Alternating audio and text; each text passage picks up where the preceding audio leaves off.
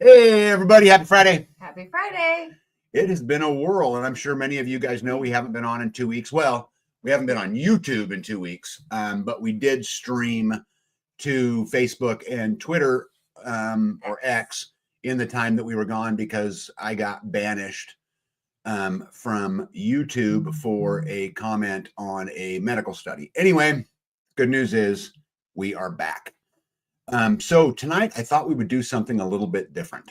Since it's been a little while since we've been on, I'm going to ask you guys a question, and then we're going to go at this just a little bit different tonight, and we'll see if you guys like it, and we'll kind of go from there. So I guess I'm going to get my hellos in, but real quick, I want to start with this. Guys, what is community sustainability? In one sentence, what is it? And I would really encourage you guys can email it to me. You can post it here on the live tonight. But what is it? And I'm going to ask this question throughout tonight. And there's absolutely a point we're going to get to. But if you guys would tell me what your vision is, what is your view for community sustainability? You're going to go help a lot of people. This was spawned to me by a whole nother community that asked me this question. Now, obviously, I have my answers, but I want to see what your guys' answers in. You guys' answer is. So let me get rid of that real quick here. So the thing that I thought tonight that we would do that would be a little bit different than typical is that I'm going to bring on a special guest during the live tonight. I think that when you talk about sustainability, it means a lot of things to a lot of different people. You know, sometimes it's energy independence or food independence. And sometimes it's a mental health thing, right? I mean, it can be lots of different things. And we have a large community, as you guys know here. I've invited every one of our community members to come do a live with me, to come have these conversations. And I'm going to bring one of them in tonight, and we're going to have a beautiful conversation about it. I want to tell you guys, though, before we get started, that I admire them. And I admire them because I know the suck. Like, I've lived the suck. And so because I know the suck, to watch them embrace it, get through it, and succeed. This couple, to me, is kind of the storybook of how you do it in a lot of ways. But I'm going to let them tell their story, and we'll ask them a lot of questions. So without further ado, please welcome Jess and Joe from American Roots Farm. Hey, good to see you. Yeah, what's going on? Everything good? Everything's good, man. You warm? Oh yeah, not short sleeve, pretty toasty. Jess actually just stoked the fire, so yeah, pretty cool. Yep. Hey, well, first of all, I am super glad that you guys agreed to come on. I think you guys have an important story to tell. You know, I get a lot of heat on my channel often about, oh, it must be nice. And they say that because what they're looking at is YouTube, and what they're looking at is a 5-year window in just a snapshot. And they weren't there to experience the ice cold water you're taking a shower in. They weren't there to experience the pooping in a toilet. You know, they weren't there to experience this journey, right? And you guys smile because you know exactly what I'm talking about, right? Well, a little bit more now than before, for sure. Yeah.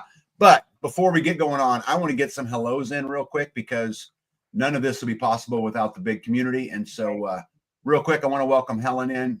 Good evening. The instigator himself, Apothecary Garden, is in the house. By the way, he asked a question, says, do y'all run an ERV in the house, an energy recovery ventilation system? And I have to admit, I have no idea what he's talking about. So if he'd elaborate, maybe we could go through, but that probably answers the question, right?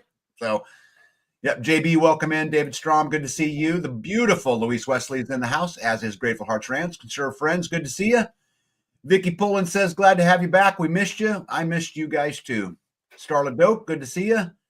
Matt, so Matt says, back in the saddle with Life Done Free. Tag, did Wyatt relay the great news to you? He did. We actually shared a nice conversation over Facebook. So Wyatt has been accepted into Salatin's program down there in Virginia. So he'll be going down there to learn. Wonderful. Right, and to become a teacher and to bring all of that knowledge back here. Yes. And I have stressed to him that he's representing every one of us here and to not let us down. That's awesome. Talk about pressure, right? Let's see here. Songs of Joy, good evening. Welcome in. Tamara Smith, hello. Jane, good evening to you. Where are we at here? Kent, he says, now I understand why I haven't been able to find you the last couple of weeks. Welcome back. Yep, I've grown used to visiting and watching you guys on Fridays. Nice way to end the week. Welcome back, Tag. I am super glad to be back.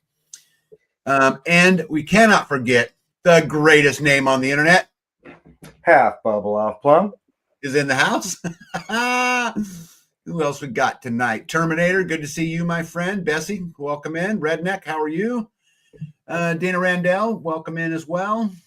Dana Green, welcome in as well. Gypsy, the legend, the royalty, the king himself. Gypsy's in the house, one step closer. How are you, my neighbor? Indiana Mike, long time no see.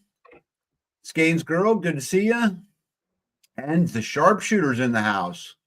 You guys ever meet the sharpshooter? You need to ask him why he is called sharpshooter, and he'll tell you the story.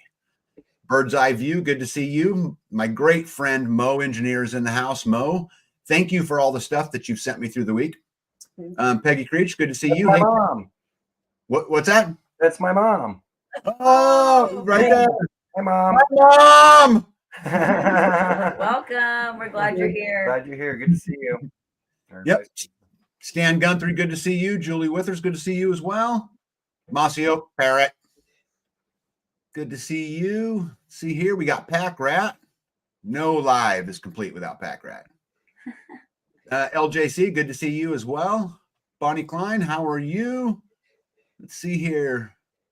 Oh, MJ from Wisconsin and my friend Nitos, Hilltop Home Place, welcome in as well.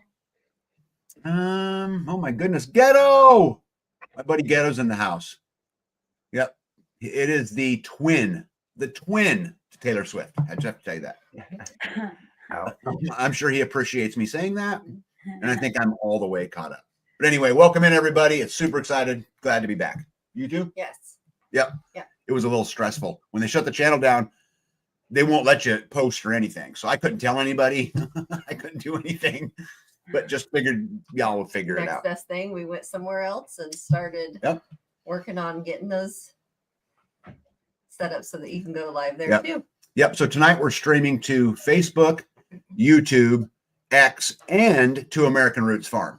So for any of you guys who don't know or haven't subscribed, please go over there and subscribe to American Roots Farm. They're great people. They're doing it. And they're in the stages now where they're making these big, gigantic chunks. And we'll talk about it tonight through the live.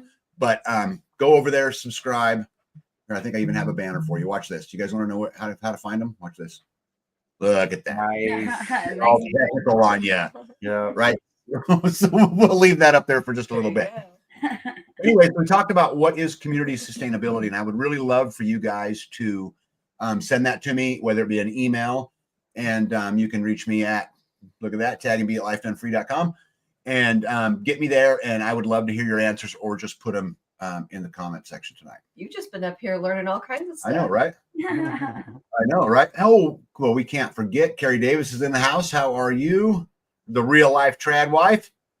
Can't forget her, right? I think I got everybody in there. Yep, I did. Okay. So anyway, I want to tell the story of American Roots a little bit. And if you guys remember, we've done 2 lives with them in the past. And in each live, there was a different set of beasts that were going on, right? That they were dealing with. And so we're going to kind of wrap it all back up into where it was tonight. But I want to kind of start in the beginning, if you guys don't mind. So I thought I'd share with you guys this. So this is the very first emails between Jess, between American Roots and, Life Done Free. And the first email came to me. Hey, Storm Rider, welcome in.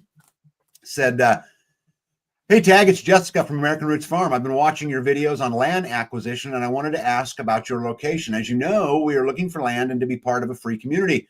What you and B have going on is a mirror image of what we're looking to build. I'm in the process of list making and narrowing down possibilities. Appreciate your time. Hold the line. I replied to Jess, thank you for reaching out. We live in Northeast Kansas. I'm not sure if this is what you're asking, but I'm available through email, video, call, or whatever platform you prefer.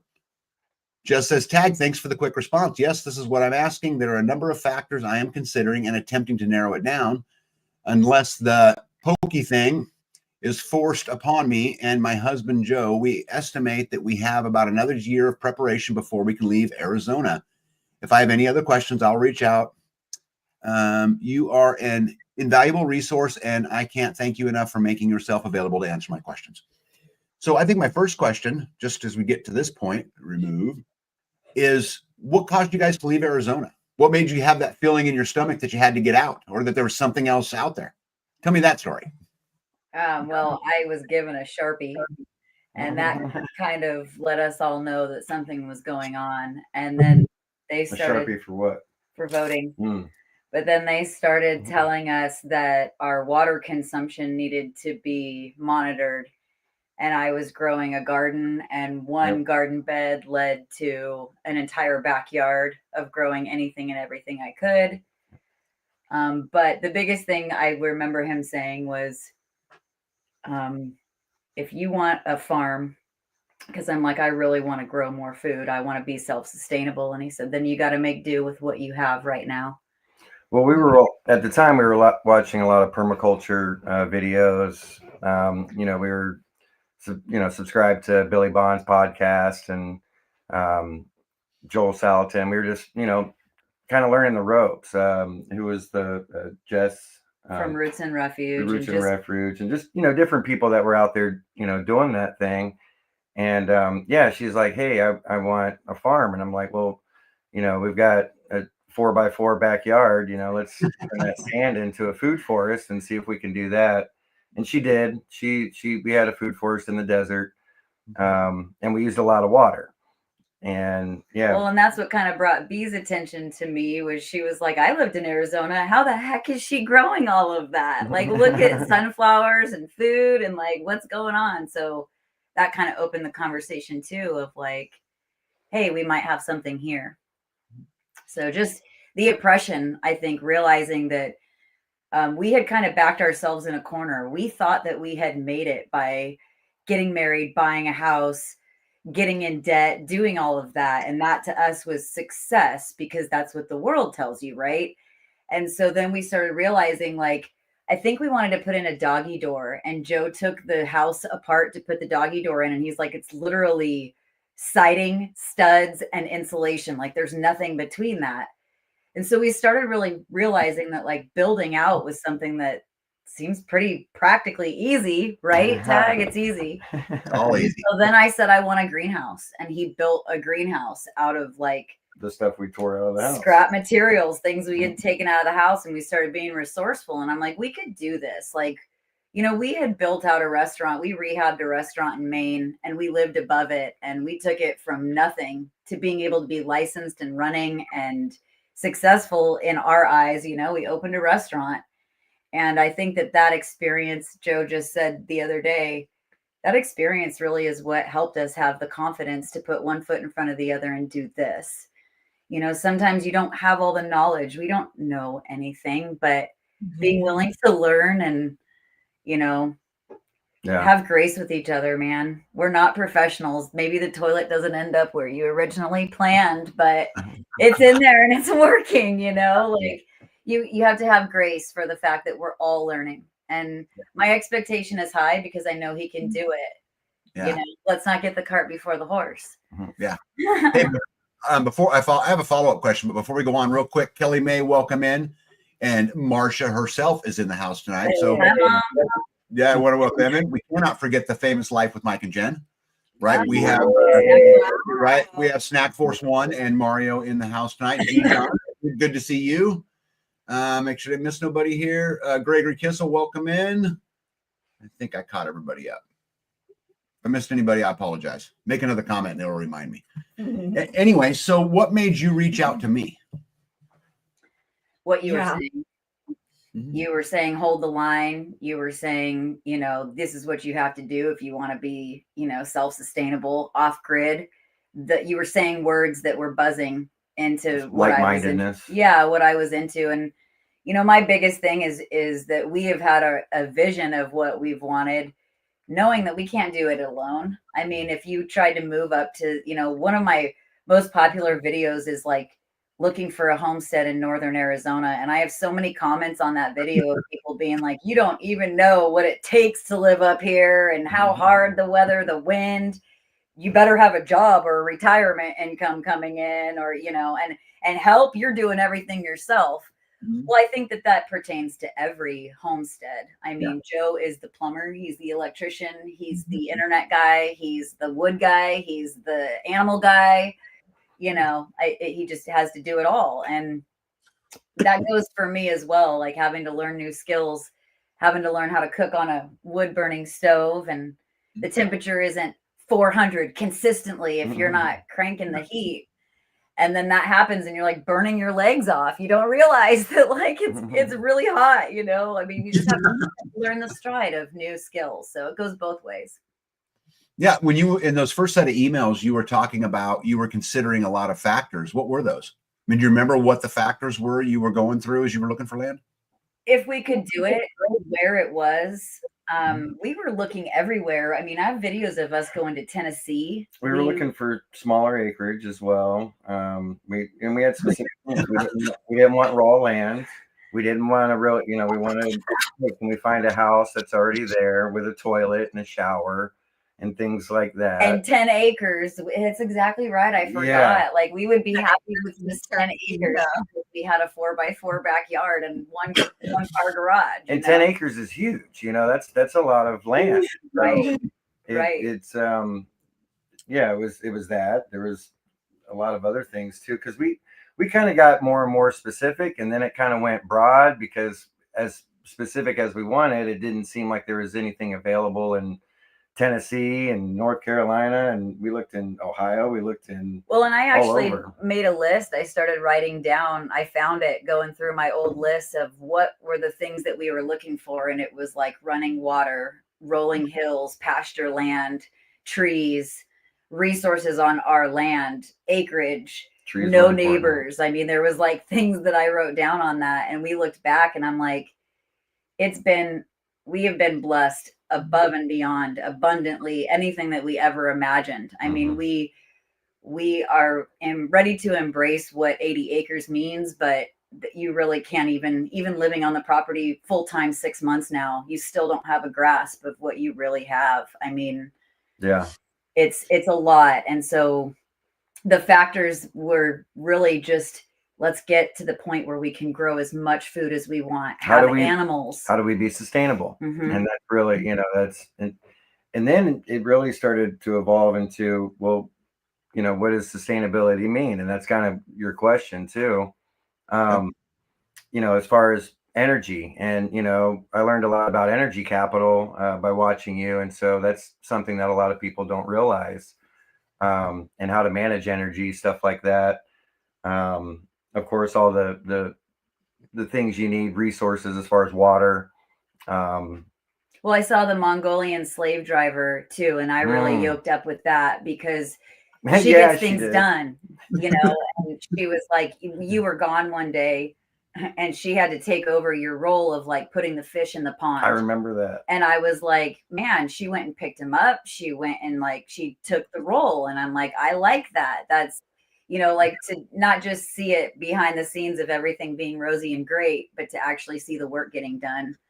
And I have to say that like Kansas was never on my radar. And I know Indiana Mike would be like, it's on nobody's radar, but, but my biggest thing was I was always thinking Dorothy, like flat, nothing. And when we got here, it's the opposite. I mean, my mom was like, I didn't know our land was so mountainous. And I was like, but that's how it feels when you're used to flat Arizona land, And so that was the other cool part too, is that my parents we started talking and, hey, we got to get out of here. We have to make some decisions if we want long-term sustainability. And they were like, well, we want to yoke up with that too. So, well, Marsha actually was preparing food and doing things already freeze drying, already canning. Before we even, really got into it. So just to kind of recap that real quick before I do, RN, welcome in. So you guys set out to find 10 acres and no bare land. Right. And Kansas was not on the radar. So are you guys always this good at staying on task? Just out of curiosity. Well, yeah, but see, the funny thing is we prayed about it. And when you're led by the Spirit, you have to be willing to move in the direction that He tells you to move. I mean, it's that simple. Yep. Yeah. The real life trad wife says you came to Kansas for 10 acres of rolling hills, not quite where you ended up, huh? So glad you guys landed where you did. We are too. We're super thankful. Best neighbors ever. Yep. Yeah. So then we go from this place where you guys are looking for land, and I know that was some frustration, because the next series of emails you sent me You said, hi there. I wanted to let you know that after seeing the first video of land available, I really wanted to reach out, but we decided that considering the market, without the cash to pay for the land, we would more than likely be out of the game. I figured in the long run, what's meant to be will be, but I just wanted to let you know that I think Kansas might be on the radar. So my first question to you is, let me get rid of this here real quick. My first question to you is there came a point, and I know because you and I were talking, where it felt unreachable, right?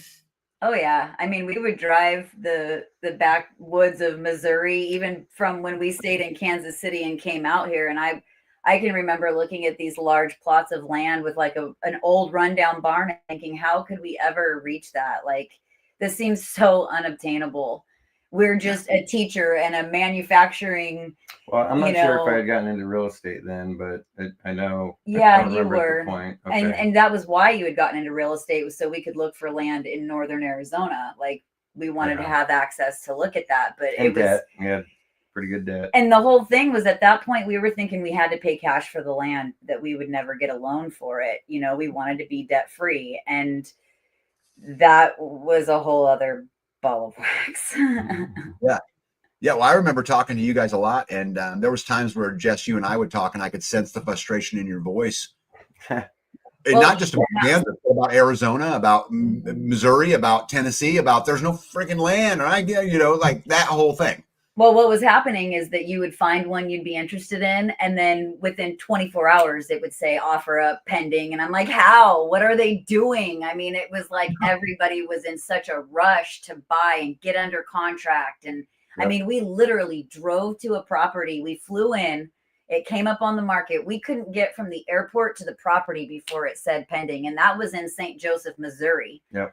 And we had come out here and been like, no, I don't know how we're going to afford it. And so we had found another property in Missouri. And then I was like, you know what? Let's just head back to tagging bees. And we just showed up. I'm like, are you guys busy? We're in town. And you're like, what are you doing here? We didn't expect to see you here. I'm like, yeah, I think that this is kind of where we're probably going to end up. I mean, you just kind of have that feeling. Yeah. I don't know how else to say it. Yeah. So then you guys, real quick before I do that, Silver Lining, how are you, my friend? And the famous Mario says, what is up, my people? I am shocked to see all of you on the same stage tonight. It feels like I'm a front row seating with Leonard Skinner and Vanilla Ice. Nice. Love you, Mario. Oh, miss you guys. Get in line for autographs, though. What do you mean? He's the majestic No, I'm flute the man. groupie. Oh, okay. And he was in the front row. Copy that.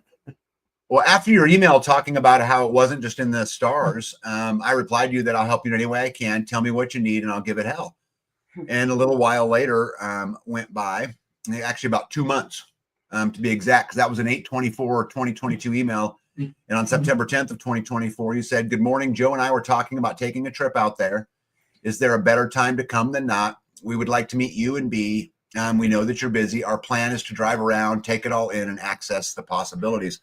And so you guys decided that you would make a trip out. So to talk about your trip out, and then what happened when you got here? Well, that was Homestead rotation time. And so that to me was a lot of fun. We got to meet some really, really cool people.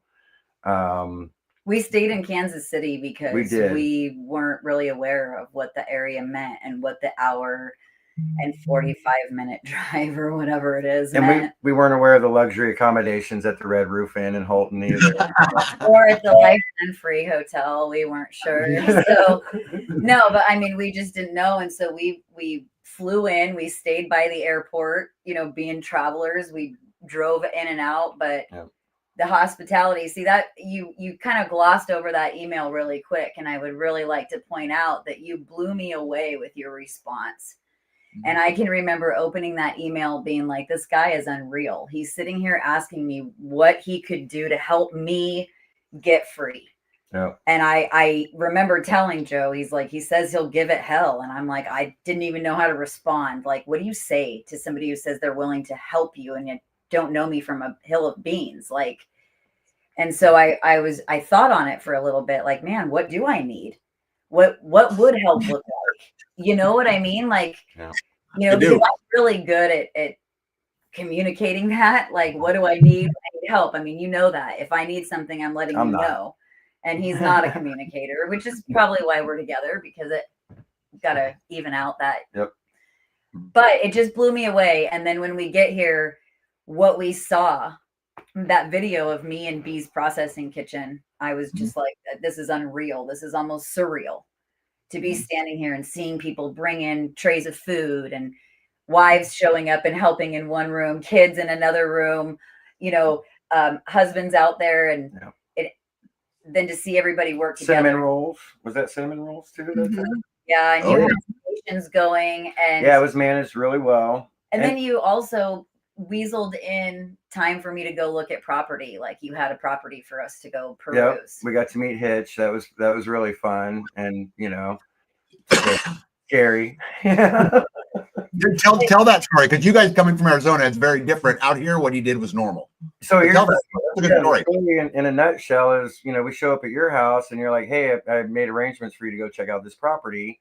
This guy's great. You know, I think you'll really like him. And he shows up in overalls with a belt around him and a Glock. And the machete, don't forget. And a machete. And he's like, hey, we're going to go look on these back 40 acres somewhere. And we're like, oh, he had the poison because he was going to. And he had some poison because we were going to go into a lagoon and poison a willow tree that was, you know. And so we're like, all right, we're going to follow this strange guy with a Glock and machete and some poison and back property somewhere. This is totally cool. I'm thinking my mom would not be okay with this. And when you meet this guy on the internet, yeah, like it's like everything about this was red radar right now, abort mission. Yeah, no, but we went with it, and you know, there's reasons things don't happen, you know, and so I think it's it started getting us thinking, what do we want in property in Kansas? Like, it fell through. Long story short, they weren't ready to sell, and we were ready to buy. Properties did. You know, like that's the long end of the short stick, I guess. You know, and so you move on, and we looked at many properties. Yeah. I mean, I was very interested in multiples, and every time you were posting video about land, I was looking, and then we got in touch with the realtor, and then my parents started looking.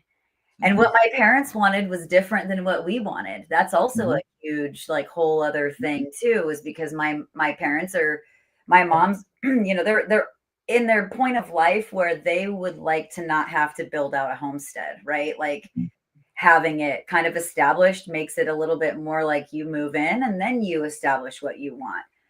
Joe and I were like, we've always wanted to build out our homestead. You know, and so that was kind of something we had to talk about, because when you're going in on a property together and you want something different, right? And then we started looking at what 10 acres really got you, what 10 acres in a house, what you're paying for that is astronomically high. And so then that's where the raw land started to become a little more obtainable, because you could get more for your buck and then kind of decide. And then we started having that conversation of off-grid and what that meant, because a lot of people don't understand that. I think that's something really important to talk about. I get the question a lot. What does off-grid mean? You know, like, are you back there in the boonies with like no resources? And I'm like, no, it just means for a little while. you don't have the resources. City amenities. You don't have running water from the city. You don't have electricity from a company. You don't have, you know, internet. Right. I mean, you're providing all of those things in a different off-grid way, you know, like we use the Starlink, and we, you know, being off-grid, that's suited us. That's allowed us to post videos on our channel and communicate with family and, you know, not feel secluded. And so when you have nothing, like the Starlink was one of the first things we bought when we decided we were going to move out here, because it was like, we're going to need internet. So talking about priority. Something that I was like, we need to think about how we're going to run a business or how we're going to, you know, do any of those things. Yeah. You know, what's funny is when I sent you guys with Matt that day, Hitch knew the owners. And so I was just thinking I was going to put this perfect deal together. Right. I've got influence. I've got, you know, I'm that way. And so you put all this stuff together. I never once gave a concern to how you guys would feel about tracking through the woods with a stranger with a Glock and a machete through, because it just never came to my mind. It's pretty fairly normal out here, but I love that story. Hey, real quick, I want to welcome Glenn in the house. Glenn, good to see you. And then also Storm Rider, welcome to you as well. And then the famous AK Amber's in the house, and AK Amber, good to see you as well. Make sure to get anybody. Yeah, Jen says you end up being the guy with a Glock, a machete, and poison. Yeah, that's what happens when you get out here. You end up that guy. Yeah. Well, it's so funny, like how much I love Hit. She's very knowledgeable, and that he taught us the Kansas goodbye as well. That's right. That's an important lesson to learn in Homestead. Yeah, you demonstrate. Right, and so I mean, it's important to yoke up with these people. I mean, that relationship was super unique, and you couldn't replicate it again if you tried. It was very organic, and here's the deal. That's either going to make or break you right there. Well, do you want to demonstrate the Kansas goodbye, Joe? Got to demonstrate it. Oh. Well, bye. Time to go. You got to grab your pants and lift them up. I can't really get up that high. Hey, we're also blessed with a future Kansan. Toby Baldwin's in the house tonight, as is Rhonda Benefield. Welcome in. Awesome. Yeah. So, again, this story, there's a lot to it. And I want you guys to know I've enjoyed experiencing it with you. I know I'm not in the trenches every day. You guys have been out there a while. What have I been out to help? Maybe twice or something. So I'm not in it every day, but I do talk to you guys all the time, and I do get to experience it. And so that stuff's really, really cool. But I got a reply email after their visit, and it said, "Hey there, I just wanted to let you know again how much this weekend meant to us. We had such a good time. It seemed surreal. UMB showed us, hospitality. It was our absolute pleasure to help out today." And they're talking about the community rotation where we put up a bunch of firewood. And you guys can find that video. If you go back into my videos to that community rotation day, you'll see the day that I met in person, Jess and Joe, but also Indiana Mike. It was the first day that I met him, and Tabletop Farms. It was the first day I had them on my property. I met them at a festival, but it was the first day that they were here. And spent time with them. Yeah, spent time with them. And so I went and got on American Roots, and I clipped a whole bunch of their thumbnails because the ones that I thought told the story really well. And so I thought we would kind of go through it, because you go from shit, we got to get out of Arizona. I need land. Fuck, I can't find land. I'll take land anywhere. To you end up, maybe we should start right there. You found a piece of land. So talk about your land real quick. Talk about what you found, why you jumped on it. Yeah, she said a few things that what they were looking for. Yeah, why it's not 10 acres and a pre-built house. Well, prior to that, there was some land in between where you and Trench are. Mm-hmm. And that area had no trees. There was not one tree on. I want to say it was it 40 acres? 35 acres. 35 acres, no trees. And I'm like, well, and she's like, we should jump on it. And I'm like, I don't feel right. We could always plant trees. But let's just, as we do everything, let's pray about it, sleep on it, and whatever. We'll figure it out tomorrow. She's like, no, because like she said earlier, as soon as we saw something, it was under contract. It was already off the market. Mm-hmm. And so I'm like, let's, I don't want to make an offer on it tonight. Let's just give it a second. And I had already gotten in touch with the bank and gotten pre-approved and had the pre-approval for the 35 acres. So let's put that as a caveat in the story. And so we did our thing, went to bed, prayed about it, got up, went to work. Oh no, I was mad. He wanted to pray about it and take time. And we've been looking. I was mad. What does he think that's going to be gone by the time God answers us? No. What are we going to do? It's all right. And so the next day I'm at work and I'm at break and I'm scrolling through, and our realtor, I think it was Phil sent something, is how we found it. And then I started looking at the land. It was the land that we ended up making an offer and we're blessed with. And I was looking at it and I was like, man, it's beautiful. The price is right. And I kind of had to keep looking back at the acreage because I was like, it's that's a lot, and well, and all the pictures, like I should have sent you the pictures from the listing beforehand because they were beautiful. It was green and trees and lush, and they had cows on the property, and you're like, you see these ponds that are full, and you're like, man, and let's just say we could not agree. The four of us could not come to an agreement on which property we wanted either up to this point. Yeah. My mom and I are looking at the listing at the same exact time, and she says, I like this. I could be on board with this. And Call Joe. Well, I'm at work looking at it myself, and they say that. And she's like, hey, and I go, I'm looking at it right now. And, you want to make an offer or what? She's like, yeah, my parents are on board. I'm on board. And I have the pre-approval from the 35 acres yesterday that you didn't want. Yeah. And so I called the bank and I said, hey, I have another piece of property that I'm interested in. This is the address. This is what I'm looking at. And he got me a pre-approval. Well, then Phil came out in his dress shoes and walked the land through the thistles and the cows chasing him. And it was such a great live video that he did for us. That was super cool. To show us the property, because they're like, everybody, you haven't seen the property yet? Yeah, we didn't. No, we don't want to see it. We want to buy it. Just sign, sealed, delivered. We know this is what we want. I mean, we had been through the ringer looking at different property. By the time we get there, it'll be gone. Yeah. And quite to that same account, when we made our offer, they had already had an offer on the table. Yeah. And it was a cash offer. And we knew that much from having a realtor that could get the skinny on what was happening. And so we were like, it's in God's hands. I mean, it is what it is. If this is meant to be, it's meant to be. Yep. And I have to tell you, it's been one blessing after the other of just walking in faith, putting one foot in front of the other, because he's like, you'll never believe it. They accepted your offer over the cash offer. And I'm like, what? That never happens. Why would he wait 30 days and then deal with banks and approvals and funding and all of that when he could just have the cash and be done? And I'm like, so that was favor. And so we took that as a sign that, okay, this is what we're supposed to do. And that process was a roller coaster. Yeah. Trying to close paperwork, long distance. They're like, we need you all four to sign. We need you, so it was one big mountain at that time that I was, first of all, worried, well, how are we ever going to get to that mountain? Then we get there and it's, how am I ever going to get over this mountain? So it's been one hurdle of learning after the other with just closing the property. Yeah. He was like, here at the bank. Yeah, just, I don't know if you guys look back at it, but I remember that time well, and it was such a devil, such a beast. Oh yeah.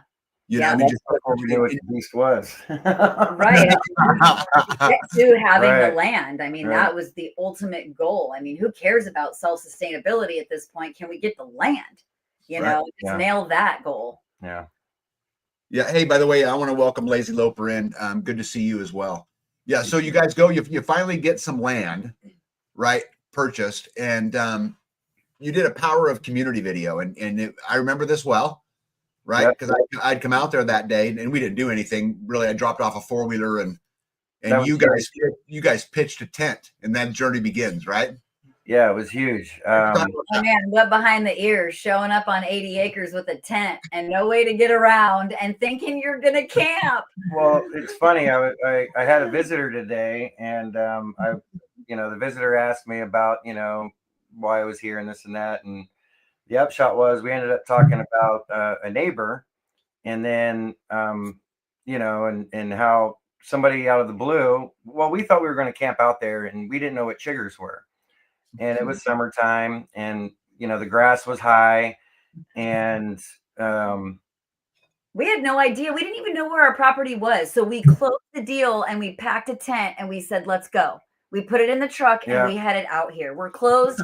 We have the keys to our gate. Let's go see our land. And we show up and it was a community day.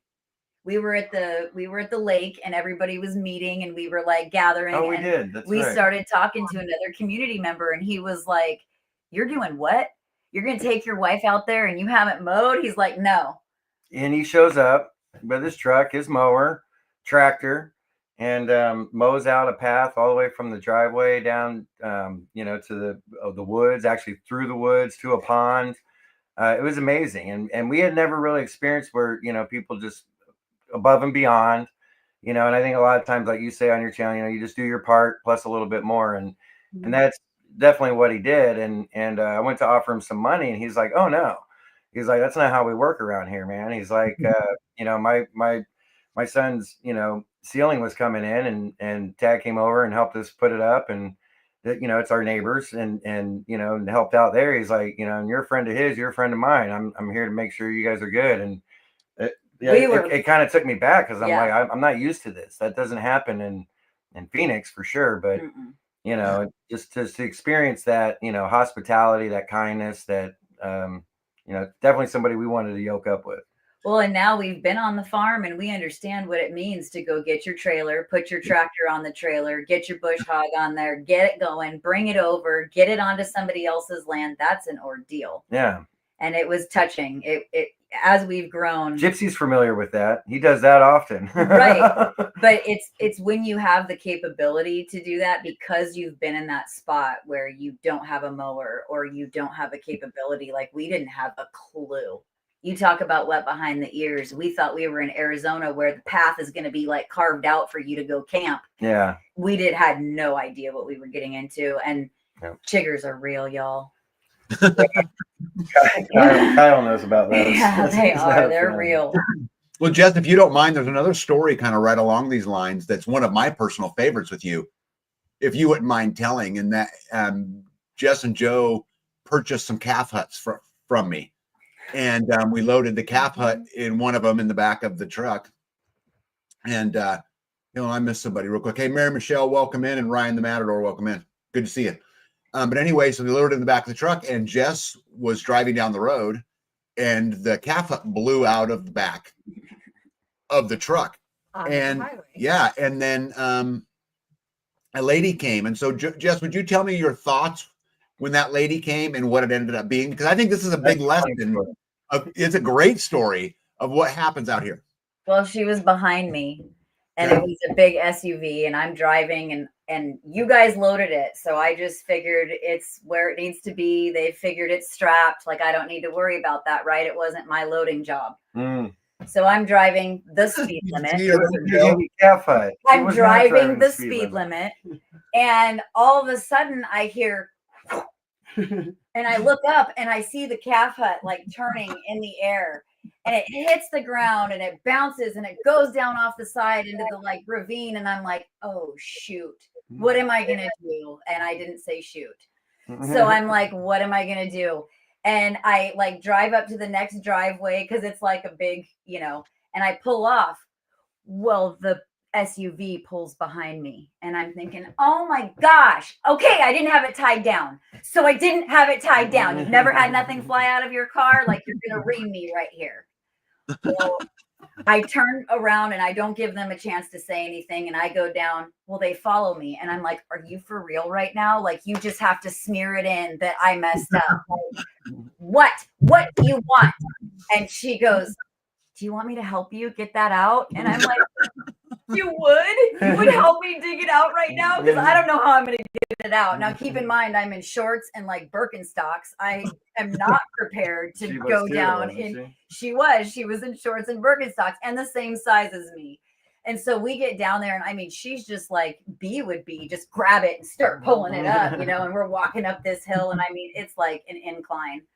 And I look over at her and I'm like, girl, if we had a camera on us right now, this would go viral. Like two chicks in shorts and Birkenstocks carrying up this calf hut in Kansas.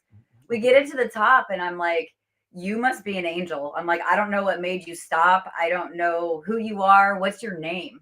And she tells me her name and she's like, no, I thought you could use help. And I'm like, thank you for stopping. Like, and in the time that we're talking and like carrying it up, 2 more cars are pulling up to stop and get out and help us. And I'm like, where the heck have I moved? Like, this doesn't happen anywhere. It just doesn't. And that kind of started to open my heart because you get conditioned, like not even to look at your neighbors. You just go inside your house, shut your door, and then you're inside your little backyard and house, right? You don't know your neighbors. You don't get to see them. Or it was crazy to me that some random stranger behind me would be so kind. It was weird.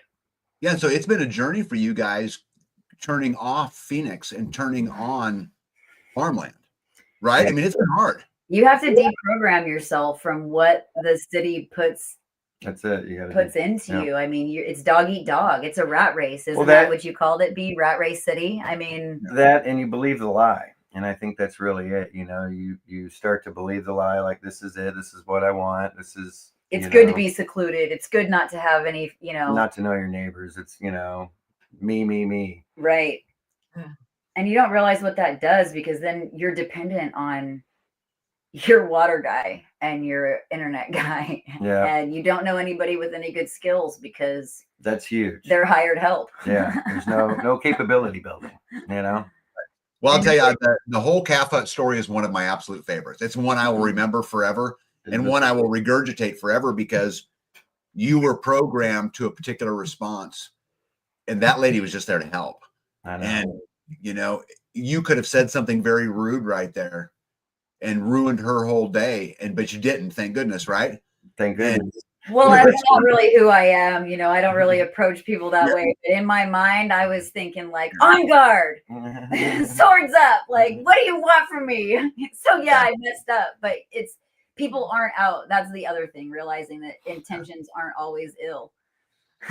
Hey, we want to welcome Cooter Brown in real quick. And then real quick, I just want to tell Ryan. Ryan says, hey, everyone, late to the show and starting at the beginning. Where is everyone? It's weird. I'm only seeing 7 comments. That's probably because you're on top comment instead of all comments in your settings, would be my guess, just so that I'd say it. All right, let me go back to this here real quick. Okay. So you get the land, you go, you spent, real quick, talk about what your first night in Kansas was like. On their land? Yeah, on your land. Humid. Yeah, we weren't used to humidity. It's dry in Phoenix. And the humidity, it was so hot and wet that like everything, we went to a Walmart to get a fan because we couldn't cool off, and we were like overheating, and we had a little travel battery, and it's like, well, let's go pick up a fan. We'll drive into town, pick up a fan that can run off that, and that'll be fine. And I kind of said on the DL, I'm like, hey, I won't tell anybody if you want to go get a hotel and not stay. And she's like, you know, that's BS, man. We got 80 acres to go figure out, you know. If we can't make it one night, we're not going to make it. Like, we've got to figure this out. I think that's when too, she was like, Tag said you could go get some bricks from his house, you know, and to make a fire ring. And I go, if I can't find a rock on 40 or 80 acres, you know, then we're really not going to make it. We should, you know, let's go look. So we did that. And yeah, the humidity was crazy. Plus the coyotes, you know. I woke up and kind of peeked out the tent because I could hear him, you know, howling and chirping and stuff. And she wasn't worried about it at all. She's like, oh, it sounds like that one thought you had a funny joke, because, you know, the way they cackle at night. But no, but the fear of being out here, like you said something to me like, oh, if you have to be out there alone, we've got you. And I'm like, no, I'm not going to be out here alone. Now I'm like, bye. Yeah, it was all right. Shut the gate on your way out. Yeah, when B and I first moved out here, she also was like, it's really dark. Like, you walk with me out there to the trash can, and like now it's, you know, but it is funny how all that changes, you know. For sure. Okay, so anyway, so we talked about the community. We had a great day there. It was official.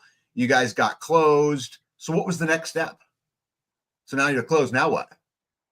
We needed a place to stay. We posted a picture of like a thing on, we don't have Facebook, so it was on Facebook Marketplace about a tiny house, and a couple other communities, like community members said, oh, we're interested. And it just worked out to where it was like a really good fit for us, that's exactly what we would want. So you guys worked it out to where we could communicate with them, and we made an offer for the tiny house. It was like a built out, you can see all the like siding was already on it. There's a picture of it in the top left-hand corner. Yeah, and it was just like a she shed that her husband used the backside for tools and equipment, and she used the inside for crafting. And so, you know, there was like little things on the walls and stuff, but we bought it sight unseen. I mean, you went and looked at it, took a video, we worked the deal, you know, negotiated that, and then I didn't do anything. I actually borrowed Lucy's tractor to cut grass, and I was cutting grass that day feeling like, hey, this is really great. I was enjoying myself, and Jessica calls and says, hey, stop, we have a house being delivered. And I was like, what? Like, we need, wait a minute, what? And she's like, yeah, we're and I'm like, we don't have a foundation. Where is it going? What, you know, we don't have gravel. We didn't have anything. And it's like, and we're just going to just plop it down on the land, I guess. And Well, but That's what we backstory, did. because again, that whole walking in faith and things just happening. Yeah. We had purchased the tiny house and she was like, okay, when can you move it? And I had a mutual connection where we had bought our shipping containers. And he said, I saw this guy that delivers tiny houses. I called him. None of us knew him. He's turned out to be an amazing resource for Joe great. and I. Yeah, he really helped. And he came and moved the tiny house. And he's like very like weird on Kansas on communication. Can I say that? Like he's not in a hurry to return your text or your phone call, but he will be there the day you want him to be there.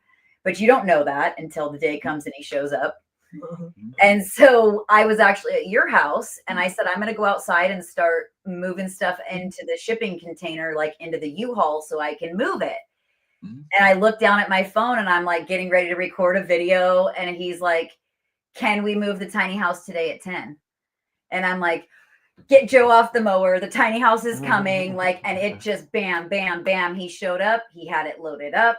He had it delivered. And what was crazy was it was one road and one turn. And he had the house in the driveway. So it wasn't even far. It wasn't like miles and miles away. It was like out perfect. That fast. Yep. And he got it under the gate, brought it in, and then we wanted it half a mile back on the property because we don't want neighbors. We want to be as far away from everybody as possible.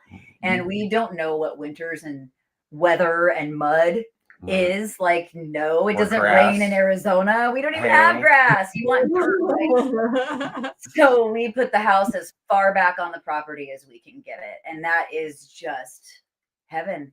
Yeah, it was fun. It was heaven. And he took it back there. He had no issues. He was like, yeah, I'll drop it back there. No. So we put it back there just on skids, like on the ground. And we're like, let's hope it works. We don't know. And so then we get in and we're like, yay, we're not in a tent. We have a house, and there was so much different. There was like weather control a little more. The wind isn't on you. The humidity doesn't seem to affect you like that. So then it was next step. Next step is fireplace. Well, it was. Because we were using a kerosene heater. We were reflecting on it the other day. We were sleeping on cots. And I know you gave us a hard time about that. Yep. Folding tables for counter space, camping stoves. Yeah, it was just, it was like a hard tent, basically. A bucket. But it was still a big level up, right? Oh, yeah. Oh, it was, massive. Massive. I didn't have to worry about the coyotes getting me. Right. Right. And it allowed us to do things like it's important to note, like we're in Phoenix and we're working full-time jobs because we don't know when we can leave. So we sold our house and we moved in with my parents. We bought property with my parents. It's the natural next step. So that was a really hard transition, like for me more than anybody. It wasn't for me. I love it. I'd still be there right now if I didn't have the land. I love her parents. And I'm like, I want independence. And the success is owning your own property and being in debt up to your elbows. Like I want that. And so that was a hard transition, but we ended up making it work, which we always have. It was great. We've really enjoyed living with my parents over the years. It wasn't like, what was shock and awe was that it's like, we chose this. And it's hard. We're living in a bedroom. Everything is in boxes. Like, what have we done? Well, remember the joke was, hey, have you seen that? And the T-shirt we were going to get was, it's in Kansas. Yeah. And we're in Phoenix, and it wasn't just Joe and Jess's stuff. It was Marshall and Marsha's stuff too. That we just started moving stuff out. Every trip we took full hands in, full hands out. Yeah. We don't want to waste any time, and we need to get energy. There. and trying to figure out, like we had plans. We were going to build 2 bedrooms and 2 bathrooms on the back of the tiny house. We had plans of what we were going to do because you think you know. Yeah. You think you know. Yeah.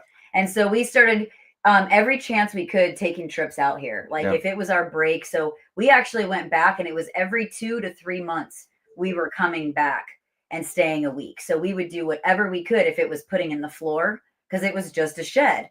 So one trip we put in the floor. The next trip we put in the wood stove. The next trip we put in the kitchen cabinets and the sink. And there was no plumbing. It was just a faux sink, but it was in place, right? It's setting you up for the future you, who will be happy that you put all that in place. And so we started doing things like prepping, like, okay, we're going to need a shower. we're going to need, and again, we were going to put in 2 bathrooms. So we bought 2 of everything, 2 vanities, 2, and so we were like getting to that point where we were getting ready to move forward with building out and trying to get everybody out here. And you guys were like, let's talk about that. Yeah. What does that really look like? And let me see your plans, B likes to ask. Well, you got very good practical ideas. And I think, that's why I have. And our roof lines. I'm so glad you asked that because we had no idea what we were building. It was going to be a catastrophe. Yeah, we're not going to have a roof. We do. Have water in the middle of the living room. Yeah. Yeah. Hey, Food Forest Permaculture, welcome in. Loves Runs Rampant, welcome in. And Lick D's Nuts, welcome in.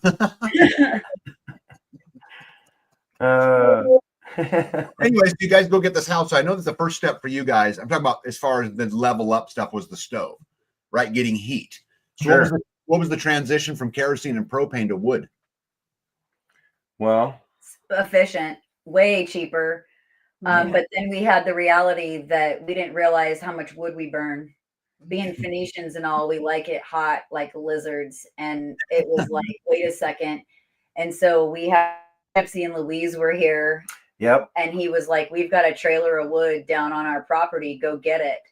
And you remember when we had to have you guys pull out everybody out of the mud. Well, Joe, of course, we invest in these vehicles and we're coming up like everything we decided to do. Like, I'm like, I want to sell my car and buy a truck. And he's like, why? We don't need a truck. We live in the city. And I'm like, I don't care. I'm going to buy one. So I went and traded my car in and bought a truck. He had an SUV.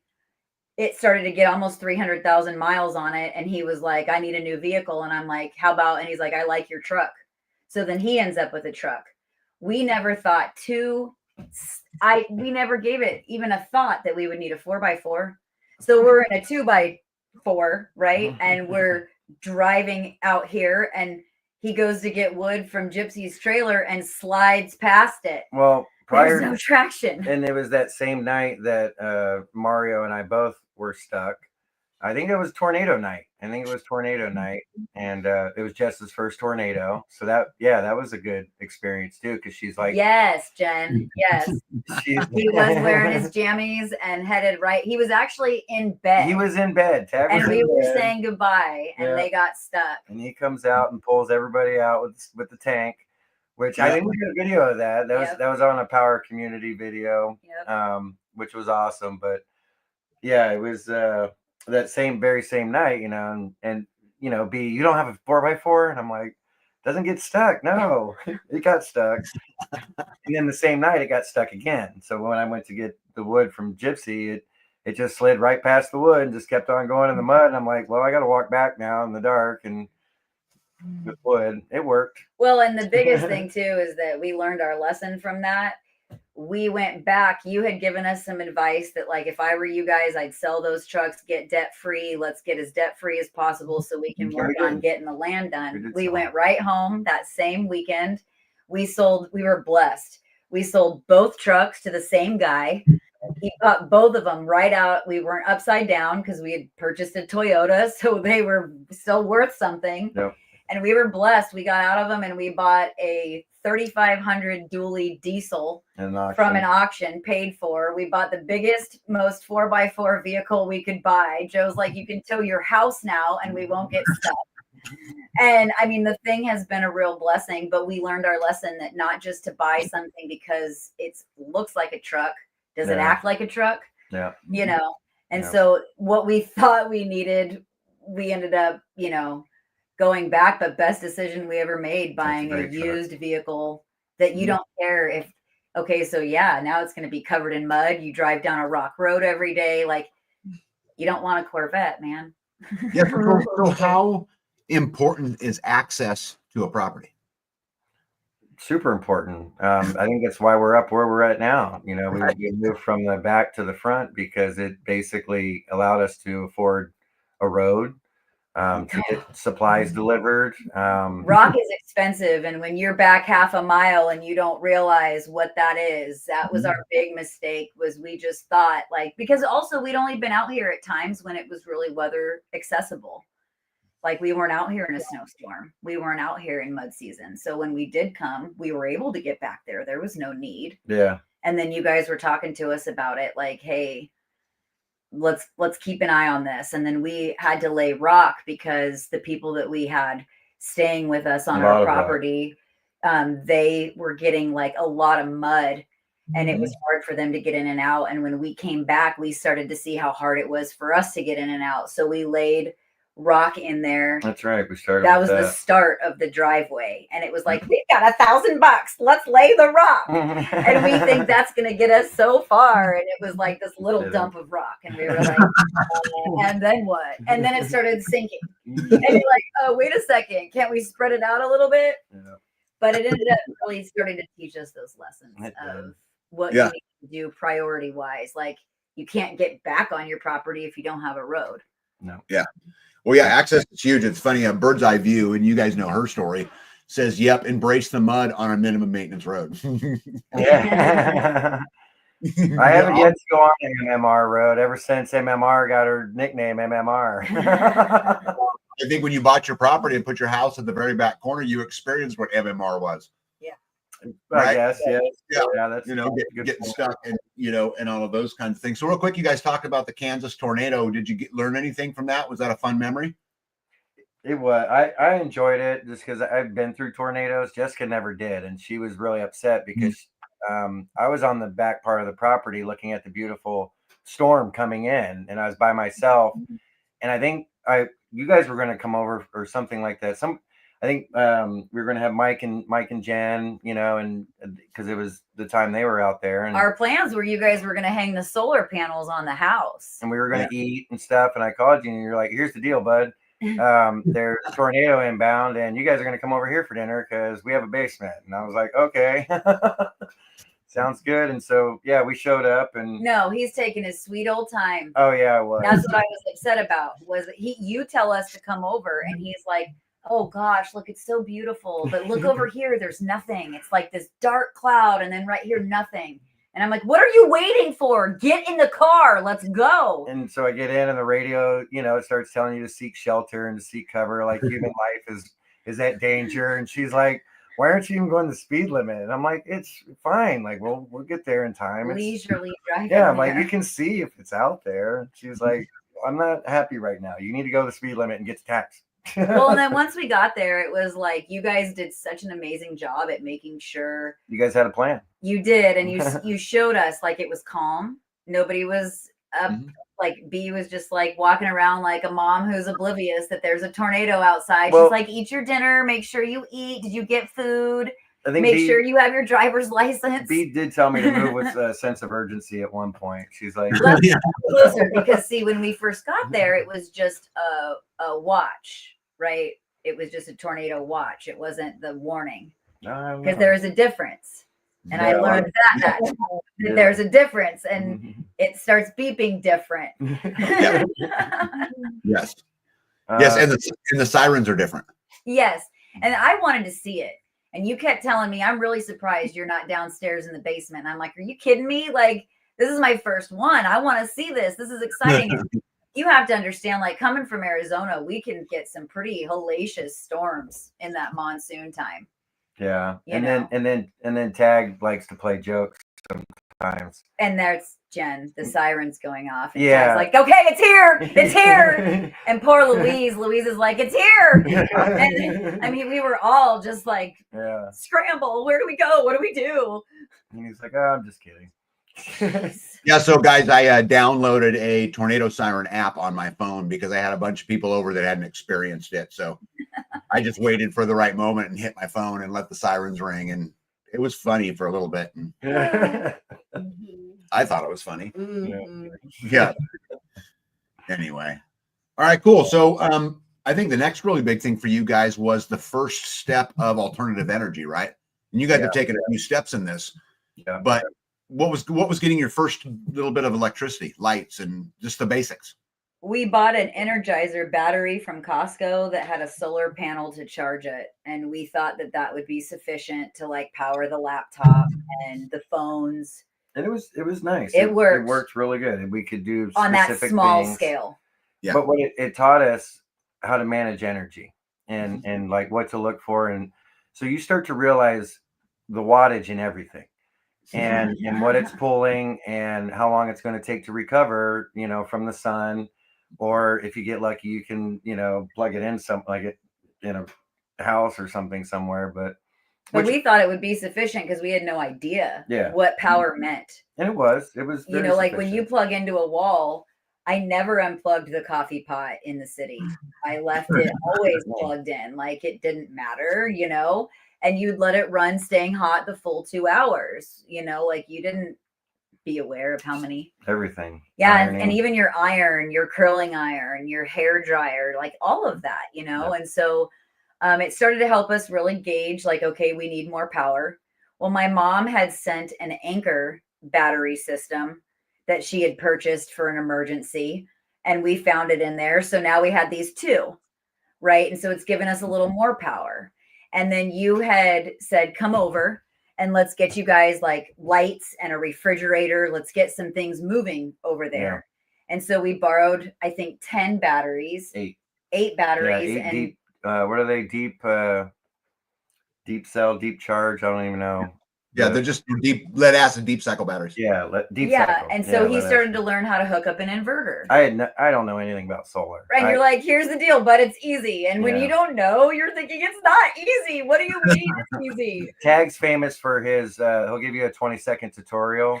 And it's spot on, and it's pretty straightforward. I think. But you better take 20-second notes. He did that with the 4-wheeler that he loaned, let us borrow. We never read one before. We didn't know how to start it. And red to red, black to black. Here's the deal. That was that with solar. He's like, here you go, red to red, black to black. It's that easy.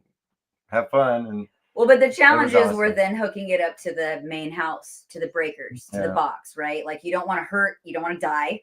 Okay, hello. Like we're messing with electricity. Like these are things outside of our comfort zone and knowledge zone. And like, please don't, because you're all I have. But it gave us everything we needed. And to me, it's a great system. It was super sufficient. We were able to run our refrigerator. We did brew some coffee with it. But it taught us how to have bigger panels now. These aren't retractable home panels that you fold up and put away behind the door. Yeah. These stay outside. And he's run over one. I've run over 2. Right. They've fallen down. He now has them strapped to the shipping container while we get our next step in place, which is a secure place for the panels to be. And to answer your question, I'll probably go tomorrow to get materials for that tag. Because that's what we're going to have. that question's coming, but you guys went from a small Energizer battery to a small system. And isn't it interesting? I'm sure you guys would agree with this and learn this by now, but that when your needs are small, when you have just the Energizer, it's really, really neat and you're watching the wattage. But when you grow and you get a little bit of a bigger system, now you're running more and you're still in the same spot. Mm-hmm. Like you really didn't graduate anything because now you have more things that you're using, a refrigerator and coffee pots and Yeah. And keep in mind, like we're still off grid in every sense. Like we have a nickname where I'll just go ahead and say it. I'm double bag, like why not own it? You have to be real. If people really want to live this life, they need to understand that you're faced with how are you going to handle your waste? Yeah, just hygiene is a real thing. We've talked about that numerous times. Just washing your hands. I bought a sink off Amazon for $100 when we first came. Professionals and being off grid. And it was like a foot pump. You fill it with 5 gallons and it comes out. And just having the ability to like wash your own hands and take care of yourself is huge. You're prepping food. You get done using the bathroom. You need to take care of it.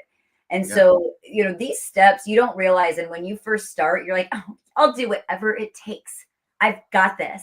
And they don't write a book on that. And then it's like really cold outside or windy. And you're like, could you just bring the bucket inside? And then we were gifted a composting toilet as a welcome present. It was awesome. And that changed our world.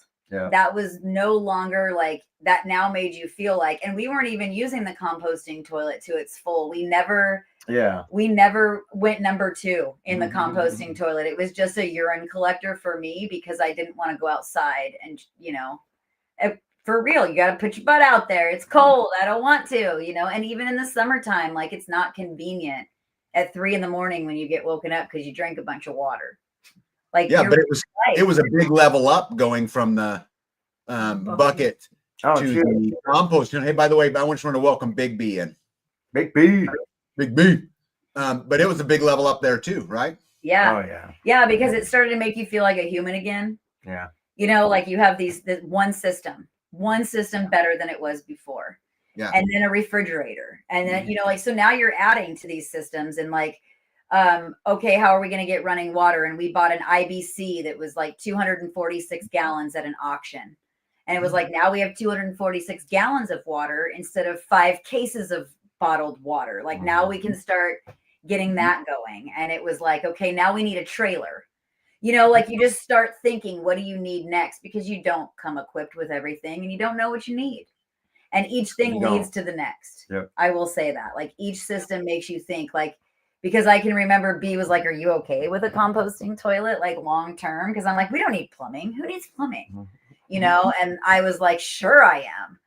Then I started to like have my bedroom smell like a men's urinal on a travel station. And I'm like, this is not working for me. And Joe's like, well, then we need to clean it. I'm like, daily? Like, what the heck? I don't have to clean a bathroom daily. Like, and it just started to weigh down on like everything is more work. Absolutely everything is more work. Hauling water, disposing of your waste, making sure you, like Joe had a system to fill the water tank. And then we had a place to drain the water. Then he's like, oh, the sink's full. You got to take it out. Yeah. And then you have to go drain the water. New level, new devil, right? This is I think an amazing point, because we've sat here tonight and listened to you guys talking about leveling up in a whole bunch of spots. And yet here you are at this point of the story. Here you are with a tiny bit of power, no running water and no sewer. And yet we've still talked about, 10 different places where we leveled up. Yeah. Isn't that fascinating to look back at that? Yeah. Well, and that's what keeps you going. I think if you were stuck in the same tent, in the same cot, with the same humidity, you wouldn't do it, right? Like you have to see gains and progress. And each thing that you do, there isn't one day, like we were talking, we don't have a day off. There is no such thing. Like you are full-time, go, go, go. And that's okay. But you have to have a priority list. Every day you have to know what you're doing and keep one foot in front of the other, and attitude, right? Everything. And my attitude, like, okay, I'll be honest, it's not always the greatest. I'm a woman. I'm fluctuating monthly, and my ups, downs, ins, outs, and things are tough. Nothing is the way that we've known it to be. It's easy. Right. But let's be real. Like you're hauling water, and then he goes to work, and I realize absolutely everything is dependent on him helping me. I don't know how to get into the water tank. And so then that brings up, I need to learn these things. I need to know how to start the generator. I need to take the time to learn them and not be so dependent on him. And you did. And I did, and I have. And it's been hard because I'm not as strong. I can't lift as much. I can't even open the shipping container doors. And so that starts to weigh down on you. And so B's like came over one day and she's like, let me show you how to get into these. Little here, little there, little here, little there. Okay, it's open. And I'm like, there you go. Now how do I get it closed? Thanks, B. But and then we've had things happen, like we spent a lot of money on a skid steer, and then it had a big major repair that needed to happen. And so it was like, whoa, that cut into our contracting finances. How are we supposed to keep building? Like that's behind us now, though. It is though, but like there was a point, and then okay, so it wasn't just the skid steer. The side by side had a fuel pump out. The truck had a power steering pump out, and I mean it was like all this stuff or line. There was all this stuff that was piling up, and we didn't have enough time, and we're racing the clock for winter. We need to get a bathroom in. We need to chop wood. Oh gosh. And I have like taunting notes left on my classroom walls of like, winter is coming, from some visitor, like it's like you just know it's here, and you have no idea because you're from Arizona. It's 74 degrees there right now. Yeah. Like it's 24 degrees here right now, like, so just those real things that you didn't realize that you got to learn. Hey, Vivian Mann says, love you, Aunt Jess. Vivian. So you guys. Vivian. Oh, that's my niece. Hi, Viv. Yeah. Great. Yep. Super awesome. It is. But isn't it interesting how, as you level up, and this is why we joke about, not even really joke, because it's super serious, new level, new devil. It's a very real thing. Yeah. If you didn't have a skid steer, you wouldn't have those repairs. Right. But also it's such a force multiplier. But Right. if I didn't have the skid steer, we wouldn't have had our fencing put in. No. There was so many ways that helped us up to that point. It was just a challenge we had to get over. Yeah. I've laid here and talked about the mountains that we face have seemed so unobtainable, like in the very beginning. We get our house down here, we decide to move it. We put it on a rock foundation. We spend a lot of money putting it on a rock foundation because that was the right now solution, right? Like we need to do something. This is what we can do. Fail to plan to fail, whatever that is. Yep. And so we had to do with what we could do. And so we put rock down and then we get the tiny house moved, pay for it to be moved, get it down here. And I'm like, the house is sinking. Well, we're going to build a bathroom on a foundation and the house is, I told my mom, we're going to have an upstairs bathroom by the time the house finishes. And so we now had to face the fact that we had to go back, put a foundation down, an actual concrete foundation, and build the house right. But it was awesome, I think, too, because again, it always comes back. And I think to answer the question at the beginning, for me, that sustainability is about building capability in people, because to me, that's like in a business, in order for it to be successful, it's got to be sustainable and profitable. And I think that's the profitable part of community sustainability, is the building capability in each person, because everybody's got a gift and a talent. There's so many awesome folks in this community that I mean, you name it. We were talking with our neighbors the other day and crocheting, learning to crochet and do stuff like that. That's a huge skill that some folks in the community have, that it needs to be taught to the younger generation. And the young folks were excited about that, as well as framing, building out things, farming, gardening, cover crops, animal husbandry, whether it's cattle, ducks, chickens, pigs, you name it. And it's there. Everybody has a certain skill set. A guy that engineers trusses, there's just so many different. But you're good at drawing that out in people, Tag. You're good at drawing out what people are good at and kind of exploiting that in a positive way. Yeah. That helps others recognize it, because we've put together an amazing community of folks that are willing at the drop of a hat to give up a day and go. And what I saw, everybody's still learning. We don't have it figured out. We're not a professional Bob the Builders showing up there. I mean, we need a plan. But it looks good. But we're able at the end of the day to successfully put a building up, and get people in a safe situation. And if people need something, that goes back to the leaving the city behind. Your neighbor wouldn't pee on you if you were on fire, and here you are, and you're building a relationship with people where we showed up and we had neighbors show up with fresh baked bread and apple butter. And I'm like, what is this? This is unreal. I ate the whole I ate half a loaf in one sitting. I did. It's a tradition that I think we bring back intentionally, right? And then that is where our capability comes from, because our young folks see us building that and they want to be a part of something amazing. And it ends up being a legacy, it ends up, it's preparing the way for the next generation to thrive. Well, and you build the capability in us, just lending us your time and then showing us a couple things. The next thing you know, you've said it before, I'll spend 10 minutes with him and he'll be off and running. Yep. And that is that building capability, because then he takes it, teaches me, I'm doing it, and I've grown a lot in what I'm willing to try to do. Take this skill saw and saw this off. And I'm like, I'm cutting into the house. That's okay. Just do it. And you're like, man, I'm doing it. And it worked out fine, didn't it?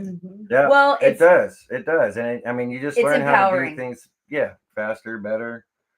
It's super empowering. And that's where, I still have a catio to finish back in Phoenix, and this, what I've learned just in the past 6 months, I feel like it's easy and I could probably get it up in maybe a day or two. But everything that has seemed unobtainable, we've been able to do it one step at a time, and not alone, with the help of others. Yep. That's been that's really been Yeah. You know, it was fun to me when I was going through your videos today and I was looking for thumbnails. There's, I don't know how many because I didn't count them, but there's like 3 or 4 or 5 videos in there where the title says the plan has changed. On a daily. Thanks, B. Yeah. Yeah. So talk a little bit about that and the importance of being able to be nimble and be able to adapt along the way.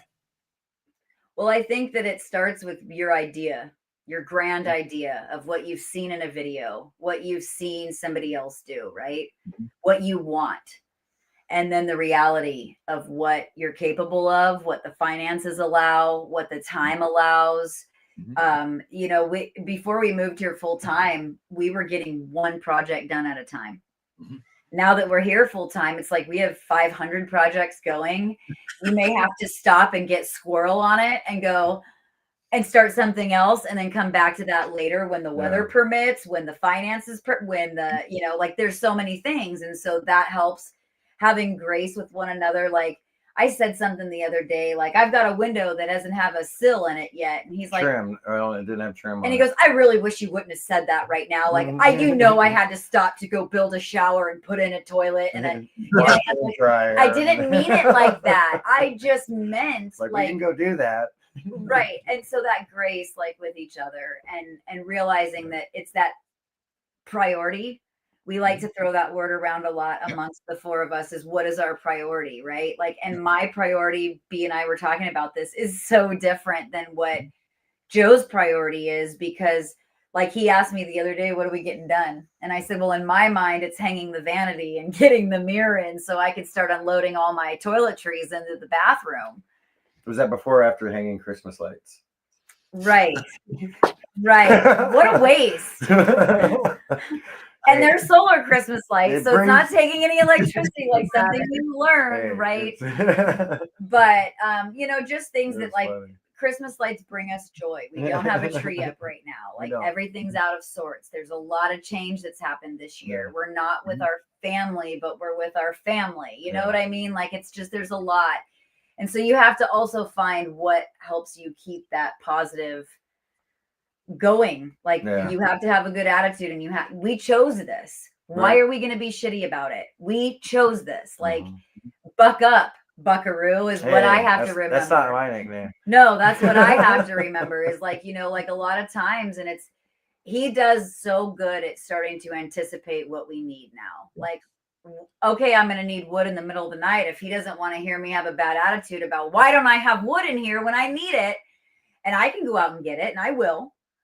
But he's starting to anticipate that need and it's helping things flow when we can see like maybe I should stop and cook some bacon because he's hungry. Happy spouse, happy house. Yeah, 100%.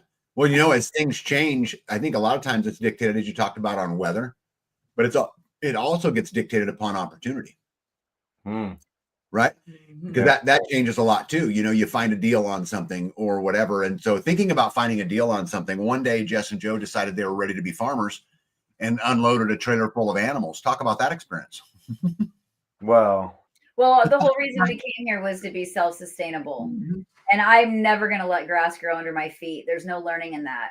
But sometimes I tend to bite off more than I can chew because I don't realize that what we need is systems in place, things to house the animals, fencing.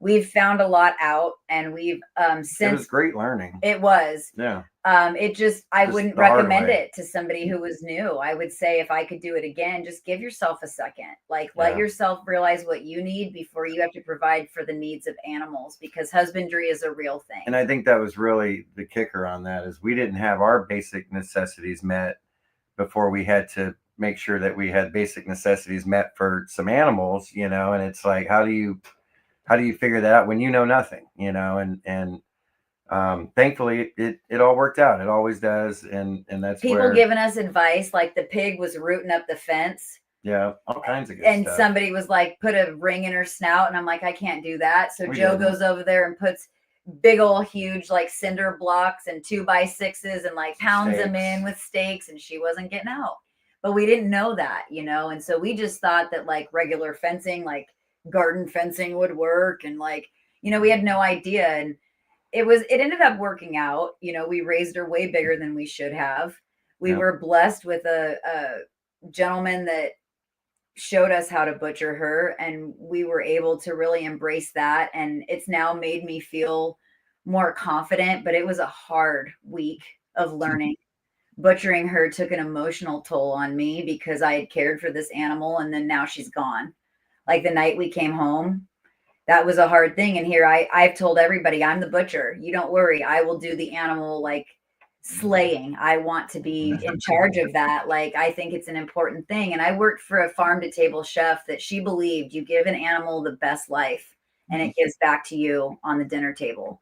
And so I just believe husbandry is a serious business. It's like raising children. You don't take it lightly. You make sure you take care of what you need to take care of. And, you know, and you have the ability to dispatch it properly. You know, like that was something we learned. We butchered a lot of birds in one day.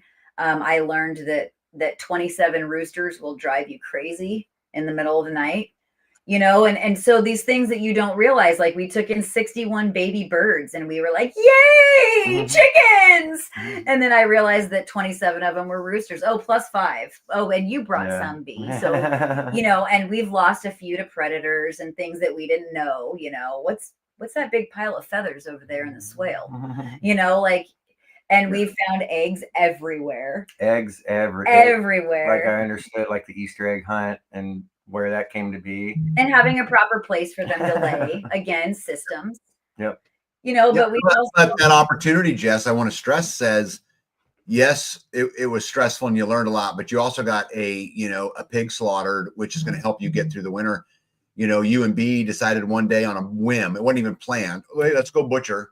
And you guys spent all day butchering turkeys and chickens and all of that, which also then helps you get through the winter, right? I mean, these are more and more level ups, even through, oh shit, I got a little overwhelmed. What it turned into was one less worry as we get ready to get bared down upon minus 20-degree weather. Yep. Yeah. It's about making the most of an opportunity, right?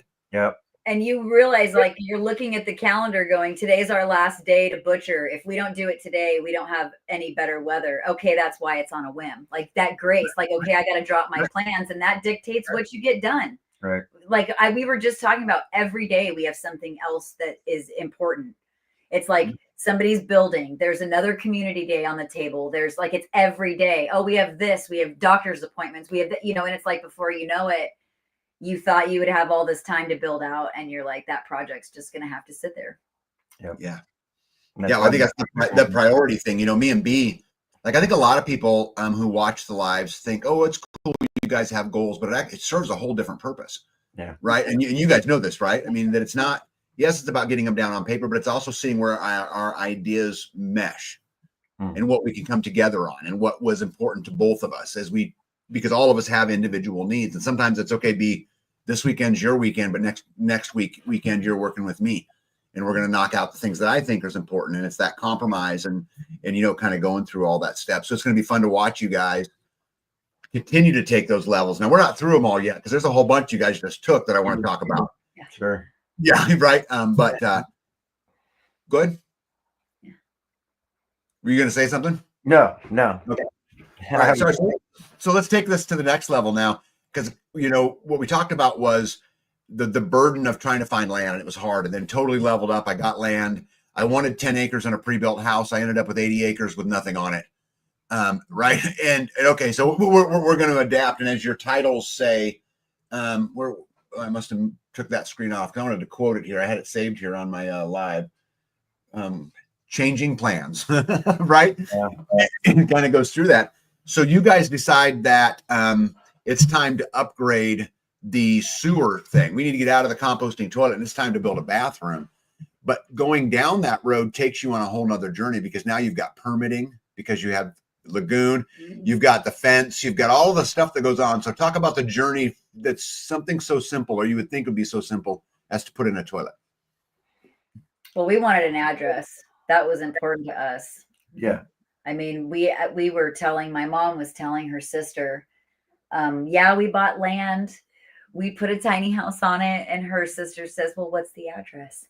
She says, I don't know, we don't have one. It's just like the listing identification number or whatever. And she's like, oh, parcel number. Are you sure that you know that you're like, is everything on the up and up? Is everything okay with what you purchased? And so it was big to us, like an address. Like I know to some people that is something maybe they don't want, but that was that success that we rated, right? Like that was our stake in the ground that says like, we've made something out of nothing now. We're here. And so to get an address, we had to have a sewer. Steps. There's always a step, you know. And we thought we were putting in a septic. Before. Family was real big. Marshall was like, I want a septic tank. I don't want to smell a lagoon. And what did you say? If you don't mind the occasional whiff. I'm like, I don't want to catch a whiff. Like, I'm not into that, you know. So we were big time city folk, against it, did not want it. We were going to go the septic route. And that was proving to be quite expensive right off the bat. Like it had a whole other set of challenges. Talked to a few people, and lagoon seemed to be the more economical, I guess, way to go at the time. And it was faster. It was, you know, the approval process was a little different. And that willingness to change and adapt. Yep. We'd seen a lot of successful lagoons once we started researching and looking into it. A lot of our neighbors have them. I don't smell them. I don't see it. And people were like, looking at the cost, it'd be a lot better for you guys. And your acreage is so much that, I mean, later on you could do that if you wanted a septic. Like we ended up building a really, really good relationship too with the person that dug it. And, you know, the guy's amazing. So, and it helped us realize that our capabilities. Oh, our fence building capabilities. Yeah. They still need work. That's actually on my 2025 goal. Yeah, so out here you've got to put a fence around a lagoon, and it has to meet certain criteria. And when they came out to inspect, they were sure to point out Joe whatever he missed, right?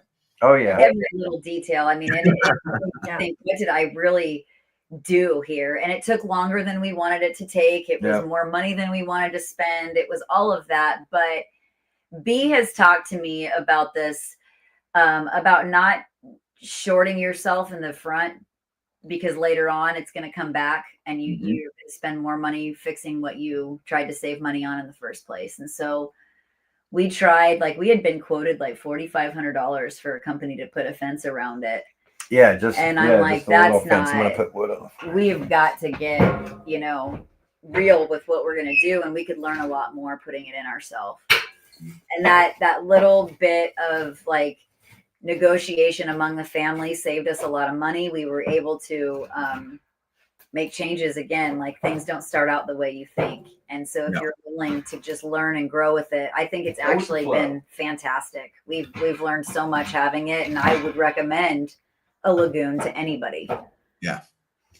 Yeah. So you guys finally get the lagoon in. And so now I know, again, I just know the story. You guys were off 100 miles an hour to getting a toilet. Right, and a shower. Yep. Well, yeah, because I mean that's the next step, right? But Joe's plans were to put the bathroom on concrete blocks and like build like a raised up, because the house is on skids. Like right. So really, our next step was then I started thinking we got to get the house on a concrete foundation.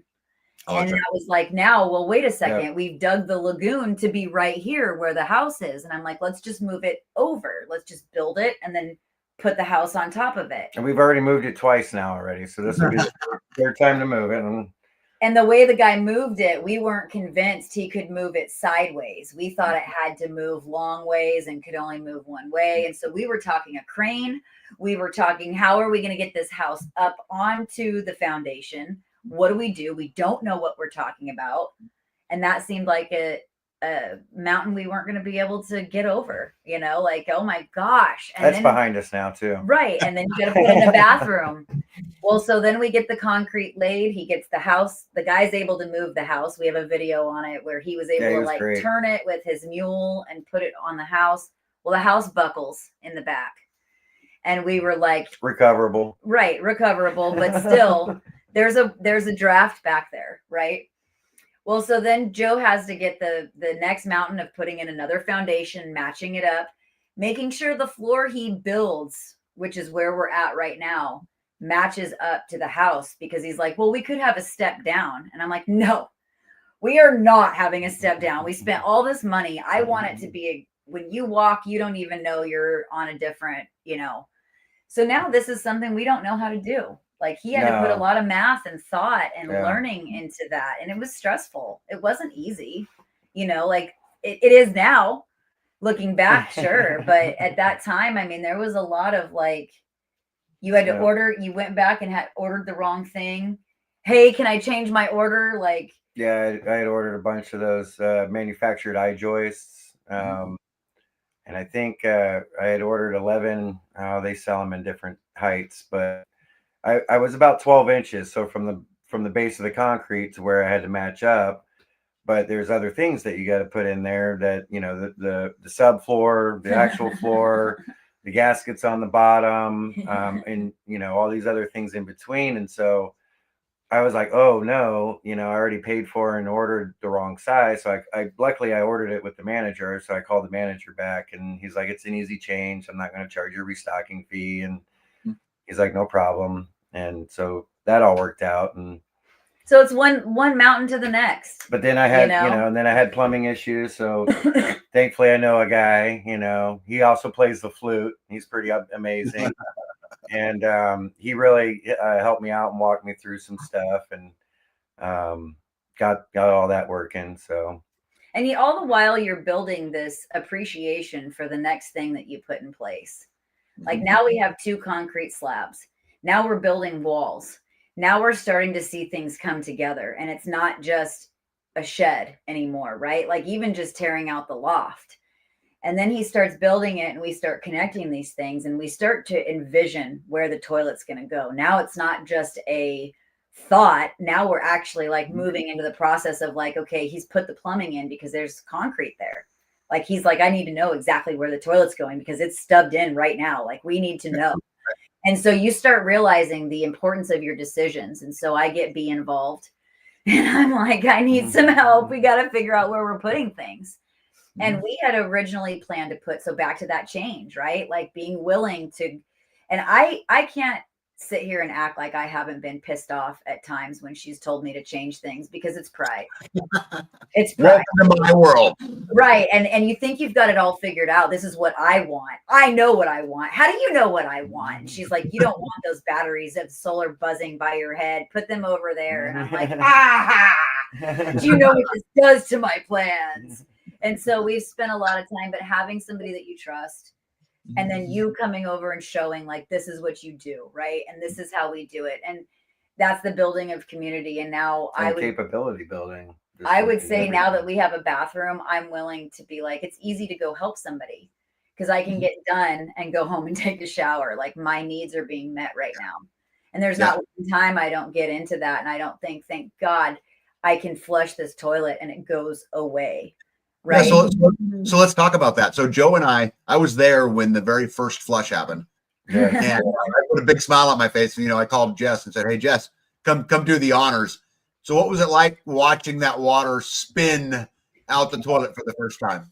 You don't realize it. We're so conditioned to just not even ask questions about where things come from and where do they go. Where does it go? You don't even think about it. And I can tell you right now, like, no feminine hygiene waste. No, because where does that go? Into your lagoon. It's not disappearing. Like right now you're the manager of that. And so there's like super big things that like you're aware of and you're like, this is amazing. Like freedom right now to be able to say goodbye and hygiene. Again, I would say like water, food, hygiene. These are major things that like humanity has fought for over time. To get in place. And when you're establishing it for yourself, you don't realize how valuable it is. Yeah. There's not one time I sit down, I'm not grateful. Yeah. Real quick, I want to welcome my buddy Squatchy in. Juby Joe is in the house and Dolores. Just I did not forget you guys. I wrote you down as we were talking. Awesome. In order to make sure we got that in. So you got a flushing toilet. I know that was a big deal for you guys. And I remember coming home and being, happy and smiley. I told B, I'm so excited because I kind of get to live again through it because I remember that moment. Yep. My, though, probably biggest moment of living off grid was the day I got to take my first hot shower. So a couple days after your toilet, you got to take your first hot shower. So tell me what that was like. Oh, man. It's still unreal. It is. It's still unreal. I don't think it'll ever get old. Like, we had some friends who gave us some advice to go get like a yearly pass at the community like lake where they have like a bathhouse and stuff. And like, I know that other people do things like get a gym membership. And it was great. And we were using that for a long time, but they were closing for the winter. That's what and you don't think about. The day that it closed, we actually showed up, and it was like a day where it was the first day of like being 32. And we packed our bags. I'm like, we got to take a shower now, or else we're not going to have an opportunity again to who knows when we get this hooked up. And so we get down there, and Joe skips up to go see if it's open, and it's locked. And the walk back was like a walk of shame. And we realized at that moment, like, we have nowhere to take a shower. Like, we have, like, in an emergency, call Tag and B. Like, we have a way to do that. But our goal is like, we got to figure this out. It's back to sustainability. Right. And we want to figure it out. There's a lot of growing that happens when you learn to do things yourself. Like, sure, you can call and be like, can I do that? And you guys were there for us. Like, you got us to our shower, but it was that moment of reality. Like, it's closed and we don't know where to go. What are we going to do? And we need a shower because you're building, you're dirty, you're sweaty, you're all of those things. Right. And so that first shower was like, we didn't have to leave. Like, okay, so let's just break it down. What does it mean? You got to pack a bag, make sure you have flip-flops, make sure you have everything you need, your clothes, you pack it out. And it's an hour drive, right? To get back into town and back to home. So you've carved out an hour and a half of your day just showering. And that's not the laundromat. That's not the other things to keep your life going. And so days were stressful because it's like you get home from work. If you want to shower, that's an hour and a half, right? Mm-hmm. And now it's dinner and then dishes off grid. Oh, like boiling the water and then like scrubbing them. And then the amount of water it takes to rinse. And where does the water go? Because let's not forget, we're not quite plumbed in yet, right? So you're like, this is where the throwing the baby with the bath water. This is where like these sayings come from old times of like, what you do to sustain. So it was a beautiful thing. Yeah. Oh, yeah, we were like washing dishes with hot water for the first time.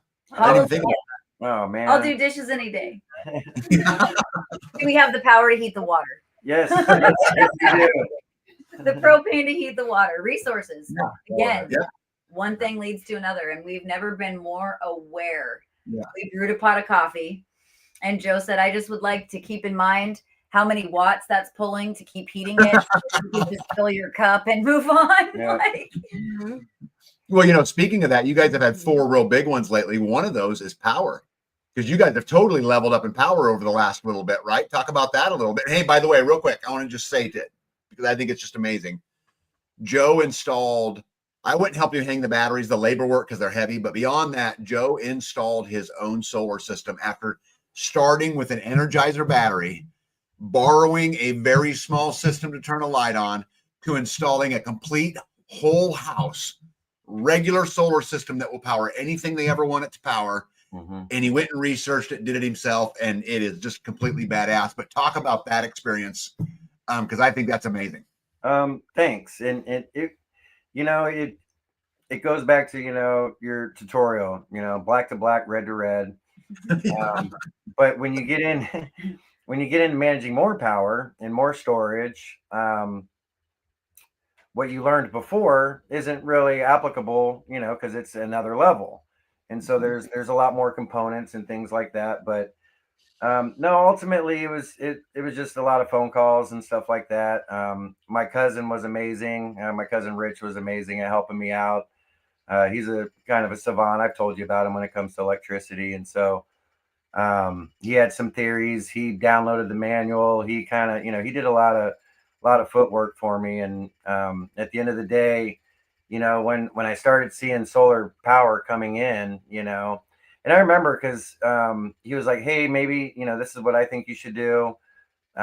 This is what the manual says, and try that. I tried it and it didn't work. And I was like, and I sat there and I remember I was like, Lord, please just show me what I'm missing. Where am I not getting it right? And as soon as I said that little prayer, it was my cousin's voice saying, hey, if one of them's not working, it's like a Christmas tree light. They're all not going to work. And I'm like, oh, I know which one's not working.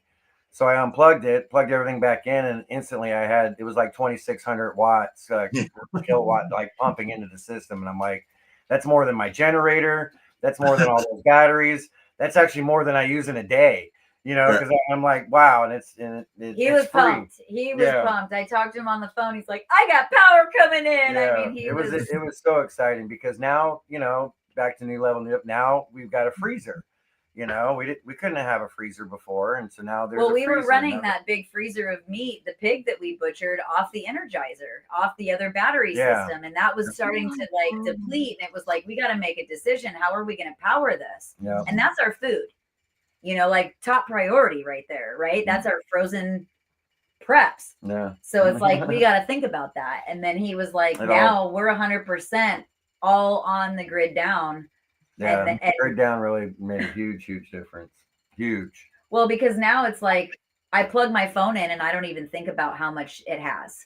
I'm like, hello. Yeah. You know, so now I feel more regular. A shower, a toilet, a grid down, like my refrigerator's running. We would have to run the generator to power the batteries if there wasn't enough solar to keep them. Because really an anchor and an Energizer isn't really going to be sustainably powered by the sun unless you're chasing the sun with that panel all day. And for long periods of time. And that's it. You know, we're using them to live on. I mean, they're great for a short period of time to where you can get it charged again.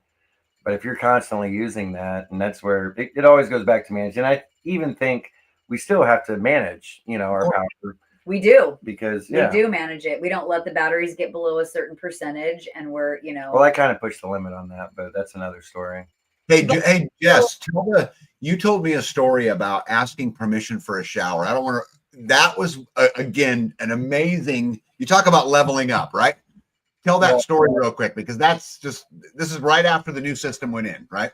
Well, and yeah, we're talking about how we're managing things, right? So we're talking about how, hey, we're watching our gas consumption, we're watching how we're using things, and we powering with the generator. And I said, hey, is it okay if I take a shower today? And well, it was nighttime too, right? And the it was sun's night. not shining. And keep in mind, like when we go to your guys' house and you let us take showers, it's not during the day when the sun is shining. We take showers at night when it's been charged and you have power and things are good, right? So to help people understand why. Well, so it's at nighttime, and I said, hey, is it okay if I take a shower? And he goes, we're past the point of you having to ask. You can just go in there and take a shower. And I'm like, what? Like, this is crazy. I don't have to I'm not dependent. So now he can go to work and I can go in there and take a shower. This is living. This is where we were at, where we have to get those things in place. It was a beautiful moment. Beautiful moment. Yeah. So I know there's one other big thing that happened recently that I wanted to share with everybody, you know, as we get closer to our 2-hour mark, but you have also now added where you can wash clothes. Talk about that. Merry Christmas. That was my Christmas present. I've never felt more rich. I've never felt more rich. I mean, the funny part to the story, though, she hasn't washed any clothes yet. He's done it all. I have. Because that's how we do during the day. Yeah. When the sun's coming in and the batteries are being charged. Yeah, there's a different way to balance that, manage it. And that's actually one of the reasons I wanted to see is, hey, how much water can come out of this thing at one time? And is my drains and my plumbing and my vents, are they all working right? Do I have any weird leaks anywhere? How much power is it consuming? You know, running both at the same time. And now I'm at the point I can run those at the same time whilst taking a shower, while flushing the toilet, freezing, and doing dishes, and having my food cold and brewing a pot of coffee. And so it's been it's a game changer. Yeah. Yeah. Hey, one more rock. Welcome in, and I'm sorry you've had a bad week. If I can help you in any way, please email me. I'd be happy to. But you guys have made even and I don't want to say that because that's not true. On the surface, it would appear that you guys have leveled up in gigantic, like this last month or two have been the biggest leveling up. I don't know. I don't necessarily know that that's true because the journey to get land was gigantic and it was an 18-month process. Yeah. The journey to get out of the tent was a several-month process, right? The journey to having some animals in the freezer was also a process. But you know looking back at all of those things, what do you think the lesson is? Or the lessons? What do you look back at and go, oh, because we talk about new devil, new level, and a lot of people laugh at me, that's a cute saying. They don't get it. But it's very real. Yeah, it is real. And I think mine and what's important too, it always comes back to community.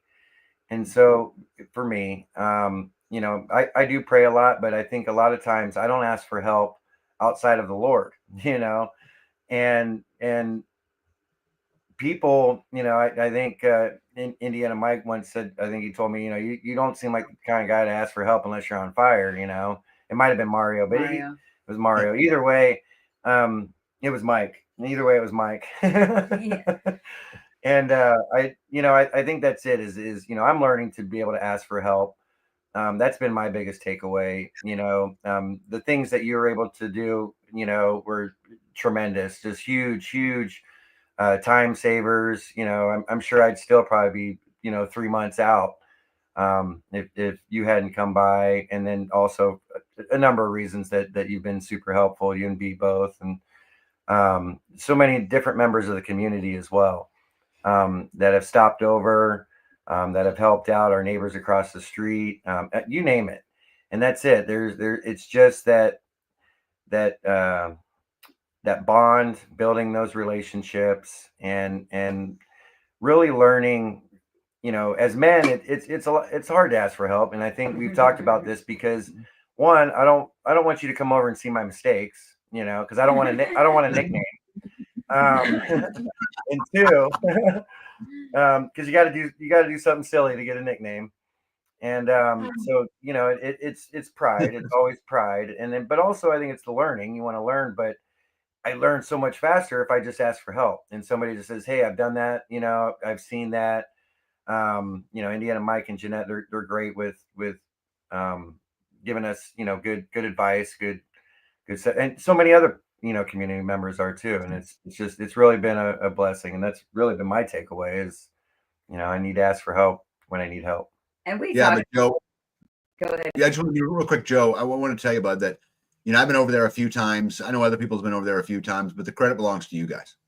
Well, I promise you it belongs to you guys, because at the end of the day, you're the one treading through the shit and the mud, and you are. And but yeah, don't hesitate to reach out, because all of us, we learn lots of different ways and all that. But the credit absolutely belongs to you. But go ahead, Jess. I was just gonna say, being willing to try, like being willing to ask for help, being willing to try. If we let our fears of what we don't know how to do get in the way, we wouldn't be getting anything done. Yeah. Get out there and just try it. If you mess up, okay, like you always say, it's recoverable. Yeah. And so building that capability is also that, and I am not afraid to ask for help. I will be like, hey, but there's a lot of things I'm learning too about like how you have to go about it, because there's things that like you always say this, it's not my project. There's a time to interject and a time not to, and sometimes people have to learn, and that's the biggest thing too, is that we've been willing to learn, and our mistakes haven't been catastrophic, thank God. Like we've been able to, like been super blessed. A floating cistern, it's recoverable. Yeah, it happens. Right. It happens. Right. Well, I will admit to you guys, and I know this probably wouldn't surprise you, if I could snap my fingers and make it to where you never had to use a composting toilet or a bucket, if I could snap my fingers and make sure you never had to sleep in a tent, if I could snap my fingers and make sure you never had to carry water or never had to walk around inside and in the dark, I wouldn't do it for you. I wouldn't take it, because that That's experience awesome. is what makes us grateful every time I get in that shower. That's right. And I'm willing to spread that because I'm grateful. We chose this, and to see it be successful lets us know. That's why we have a channel. We don't have a channel because we want people in our business. That's not what we crave. But I want to show people that two ordinary folks can do it. If you yoke up with the right people, you are intentional about what you do, and you can do it. We're so trained to be told we can't do shit. We can't do anything, and we can do so much more. And it's drawing that out where you're really good. It's saying, hey, you're good at this. Let's, and that builds people's capability. I'm a teacher. I see what happens when you give positive affirmation to kids. It makes them keep trying. Oh yeah. So I definitely see that it's attitude, sure, but it's that willingness, and that attitude comes with that willingness. Oh, it's an attitude is everything.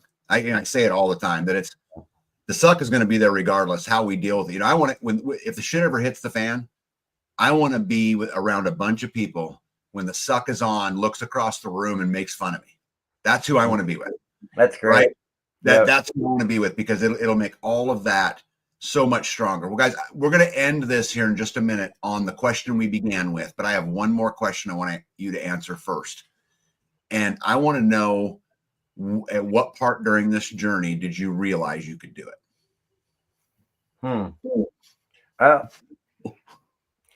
So I'm pretty high risk, a little bit different than Jess when it comes to a lot of things. And mine came down to my faith. So I believe, in my weaknesses, strength's made perfect. And also that, I can do all things through Christ who gives me strength. And I think really, I felt anything's attainable. What one man can do, another man can do. Yeah. And it's just like, okay, so, but what does that look like? And then how does that work for my wife? How does that work for my daughter? How does that work for, my mother-in-law, my father, all these different people that are important to me in my life. And so it came down to a point where I didn't have really a choice. I had to make it work. Mm-hmm. And so it once we met you and once we kind of started, digging deep into everything else, it just came down to this. There is no room for failure. There is no out. There is no, and, we've had a lot of arguments, a lot of hard days and stuff like that, but those are expected. And that's, that's what makes anything good last is you go through that and you keep moving forward to the good things ahead. And I think, so to me, like I'm excited for what is ahead. And I know that there's going to be more, levels, more devils, more all this other stuff to approach. But I think, again, it's, it's like David and Goliath, he had to fight a lion and a bear before he fought Goliath. And so a lot of times that's what it is when you're going after the beast. It's like, okay, well, how real are you? And it comes back to what you said too, attitude, keep a good attitude, stay positive, be encouraging. You can knock it out. But I'd like to, what are your thoughts? Well, you said it before. You said, had we not been through our journey of like the restaurant and opening a business and all of the challenges we've gone through, even up to this point, even selling our house, deciding we wouldn't be willing to take on what we've done here, and not accepting failure as an option, like being willing to quit. If you have that in your mind, it's coming. Yeah. You have to say, I'm not going out like that. Like we didn't come here to quit. We didn't buy this to start this, to say, forget it. Never mind. I guess I don't. And how many times I've said, I don't know that I have what it takes. I don't know that I have what it takes, and how many times people say this life isn't for the faint of heart. No, it's not. Mm-hmm. But anything that's worth having is worth working hard for, and it builds good character. And the more that you say, I'm not going to accept failure, the more you start seeing yourself being successful. Well, you don't want to go back to the matrix, It's like, he said that to me one day. What's our option? To go back to what we worked so hard to get out of? Right. It's silly. Right. Yeah. Not that we don't have these conversations. Let's not spin it that way, right? Let's not make it out like everything's so great. You have this moment of like, did I make the right decision? Mm-hmm. Leaving a job, leaving a home, leaving that security that we felt so great having, no independence at all. We had some friends that are our neighbors who are on grid, and they lost power, and they said, let's go drive the neighborhood and see if the other neighbors have power. This story was told to us the other night. I got a kick out of it. Yeah. And they go, Jess and Joe have power, and husband says, that means nothing. They're off grid. It's the moment, like when you are not affected by what happens by that kind of stuff. And so those are the real moments where you ask, like my principal said to me, I prep, I have it all. I just don't see the need to be off grid. And I'm like, you will. You will. It's a journey. Right? Like you lose your power long enough. Yeah. What are your principles? Yeah, Jess, you guys, I want to tell you, and I want to say it, and I've said it before, and I'll say it again. I'm super proud of y'all because I know the suck. Because I know it. It's just like the shower. You'll never take another shower for granted because you know the other side, right? And because I know the other side, I'm proud of you guys because, again, I know what it takes. And you talk about how your guys' story is a story of ordinary people who found a way to do it. But you guys are far from ordinary. You guys are extraordinary. Well, thank you. That's nice. Only the few can be there, and awe the few. So really quick. Oh, look at this. Look at this. It's Addie. Hey, B. Hey, what's up, Addie? Yeah. So good to see her. Yeah, real quick. So what's next for you guys? What's coming? What's around the pipe? We wrote our 2025 goals. I'll go fast because you're looking at maybe 15 seconds. You're good. For the 2-hour mark. I wrote my goals down real quick. I need to secure the perimeter fence, front gate, finish next pod or place for Marshall and Marshall by late spring or early summer. Work on permaculture systems, food, forest, gardening, composting, land management plan, new pond, plans for a community resource center, possibly a transfer station, next level energy management and water management. Done. You're up. Yeah, beat that shit. Pod 3. Pod 3 parents out here. Yeah. Done. That is so awesome. Well, hey, all you people out there, if you look at the bottom of the screen there, I put up where you can find Jess and Joe and where you guys can follow them if you want to. They do have a fascinating story, and they've come a long, long way. And I think what they've proven is not only that they can do it, but they've also proven that you can do it. Absolutely. And that's the lesson that I think we take out of this. Before we leave here tonight, what is community sustainability? What is it? Building capability in others. I think that's what's going to create that legacy. It's going to be for the next generation. And so it's everything that you talk about on a daily. It's doing your part and a little bit more. And I would say one thing leads to the other. That building capability builds self-sustainability, which creates that legacy. So we have something to pass down. Yeah, well, I think my parting words tonight to everybody is I'm going to, quote Addie tonight and just say I'm super proud of you guys. And if you stay committed and you stay driven into what you're doing and you don't let that beast get in between your ears, you keep a good attitude and you just keep slogging, you'll get through it. There's a whole lot of suck coming for you guys, but I'm 100% confident that you guys can make it through it, just fine. But anyway, so before we leave tonight, Joe, what parting words do you have for us tonight? I hear it all the time on the radio station I listen to, and there's a lot of kind people in this world, and if you can't find one, be one. I like that. Jess, what do you got to say? I gotta butter his bread so nobody else wants to, man. think that they can butter it. I love you. You guys are amazing to us. Thank you for being such great mentors. Yeah, we appreciate Of course. Love you guys. B, you got anything to say? Hold the line. Don't take any wooden nickels. Yeah, don't take any wooden nickels. Yeah, to everybody out there, I'm telling you, and I know this for a fact, I get a lot of heat again because it must be easy, whatever it is. But the fact of the matter is, if you want to change, if you want something different, if you want a new life, start investing in it and stop investing in the life that keeps you enslaved. Buy dirt, not diamonds. Buy dirt, not diamonds. I can't say enough. I love everybody. Hold the line. Don't give an inch. Joe out. Jess out. Jess out. Yeah. Tag out. We love you guys, and we will see you on Friday. 1603.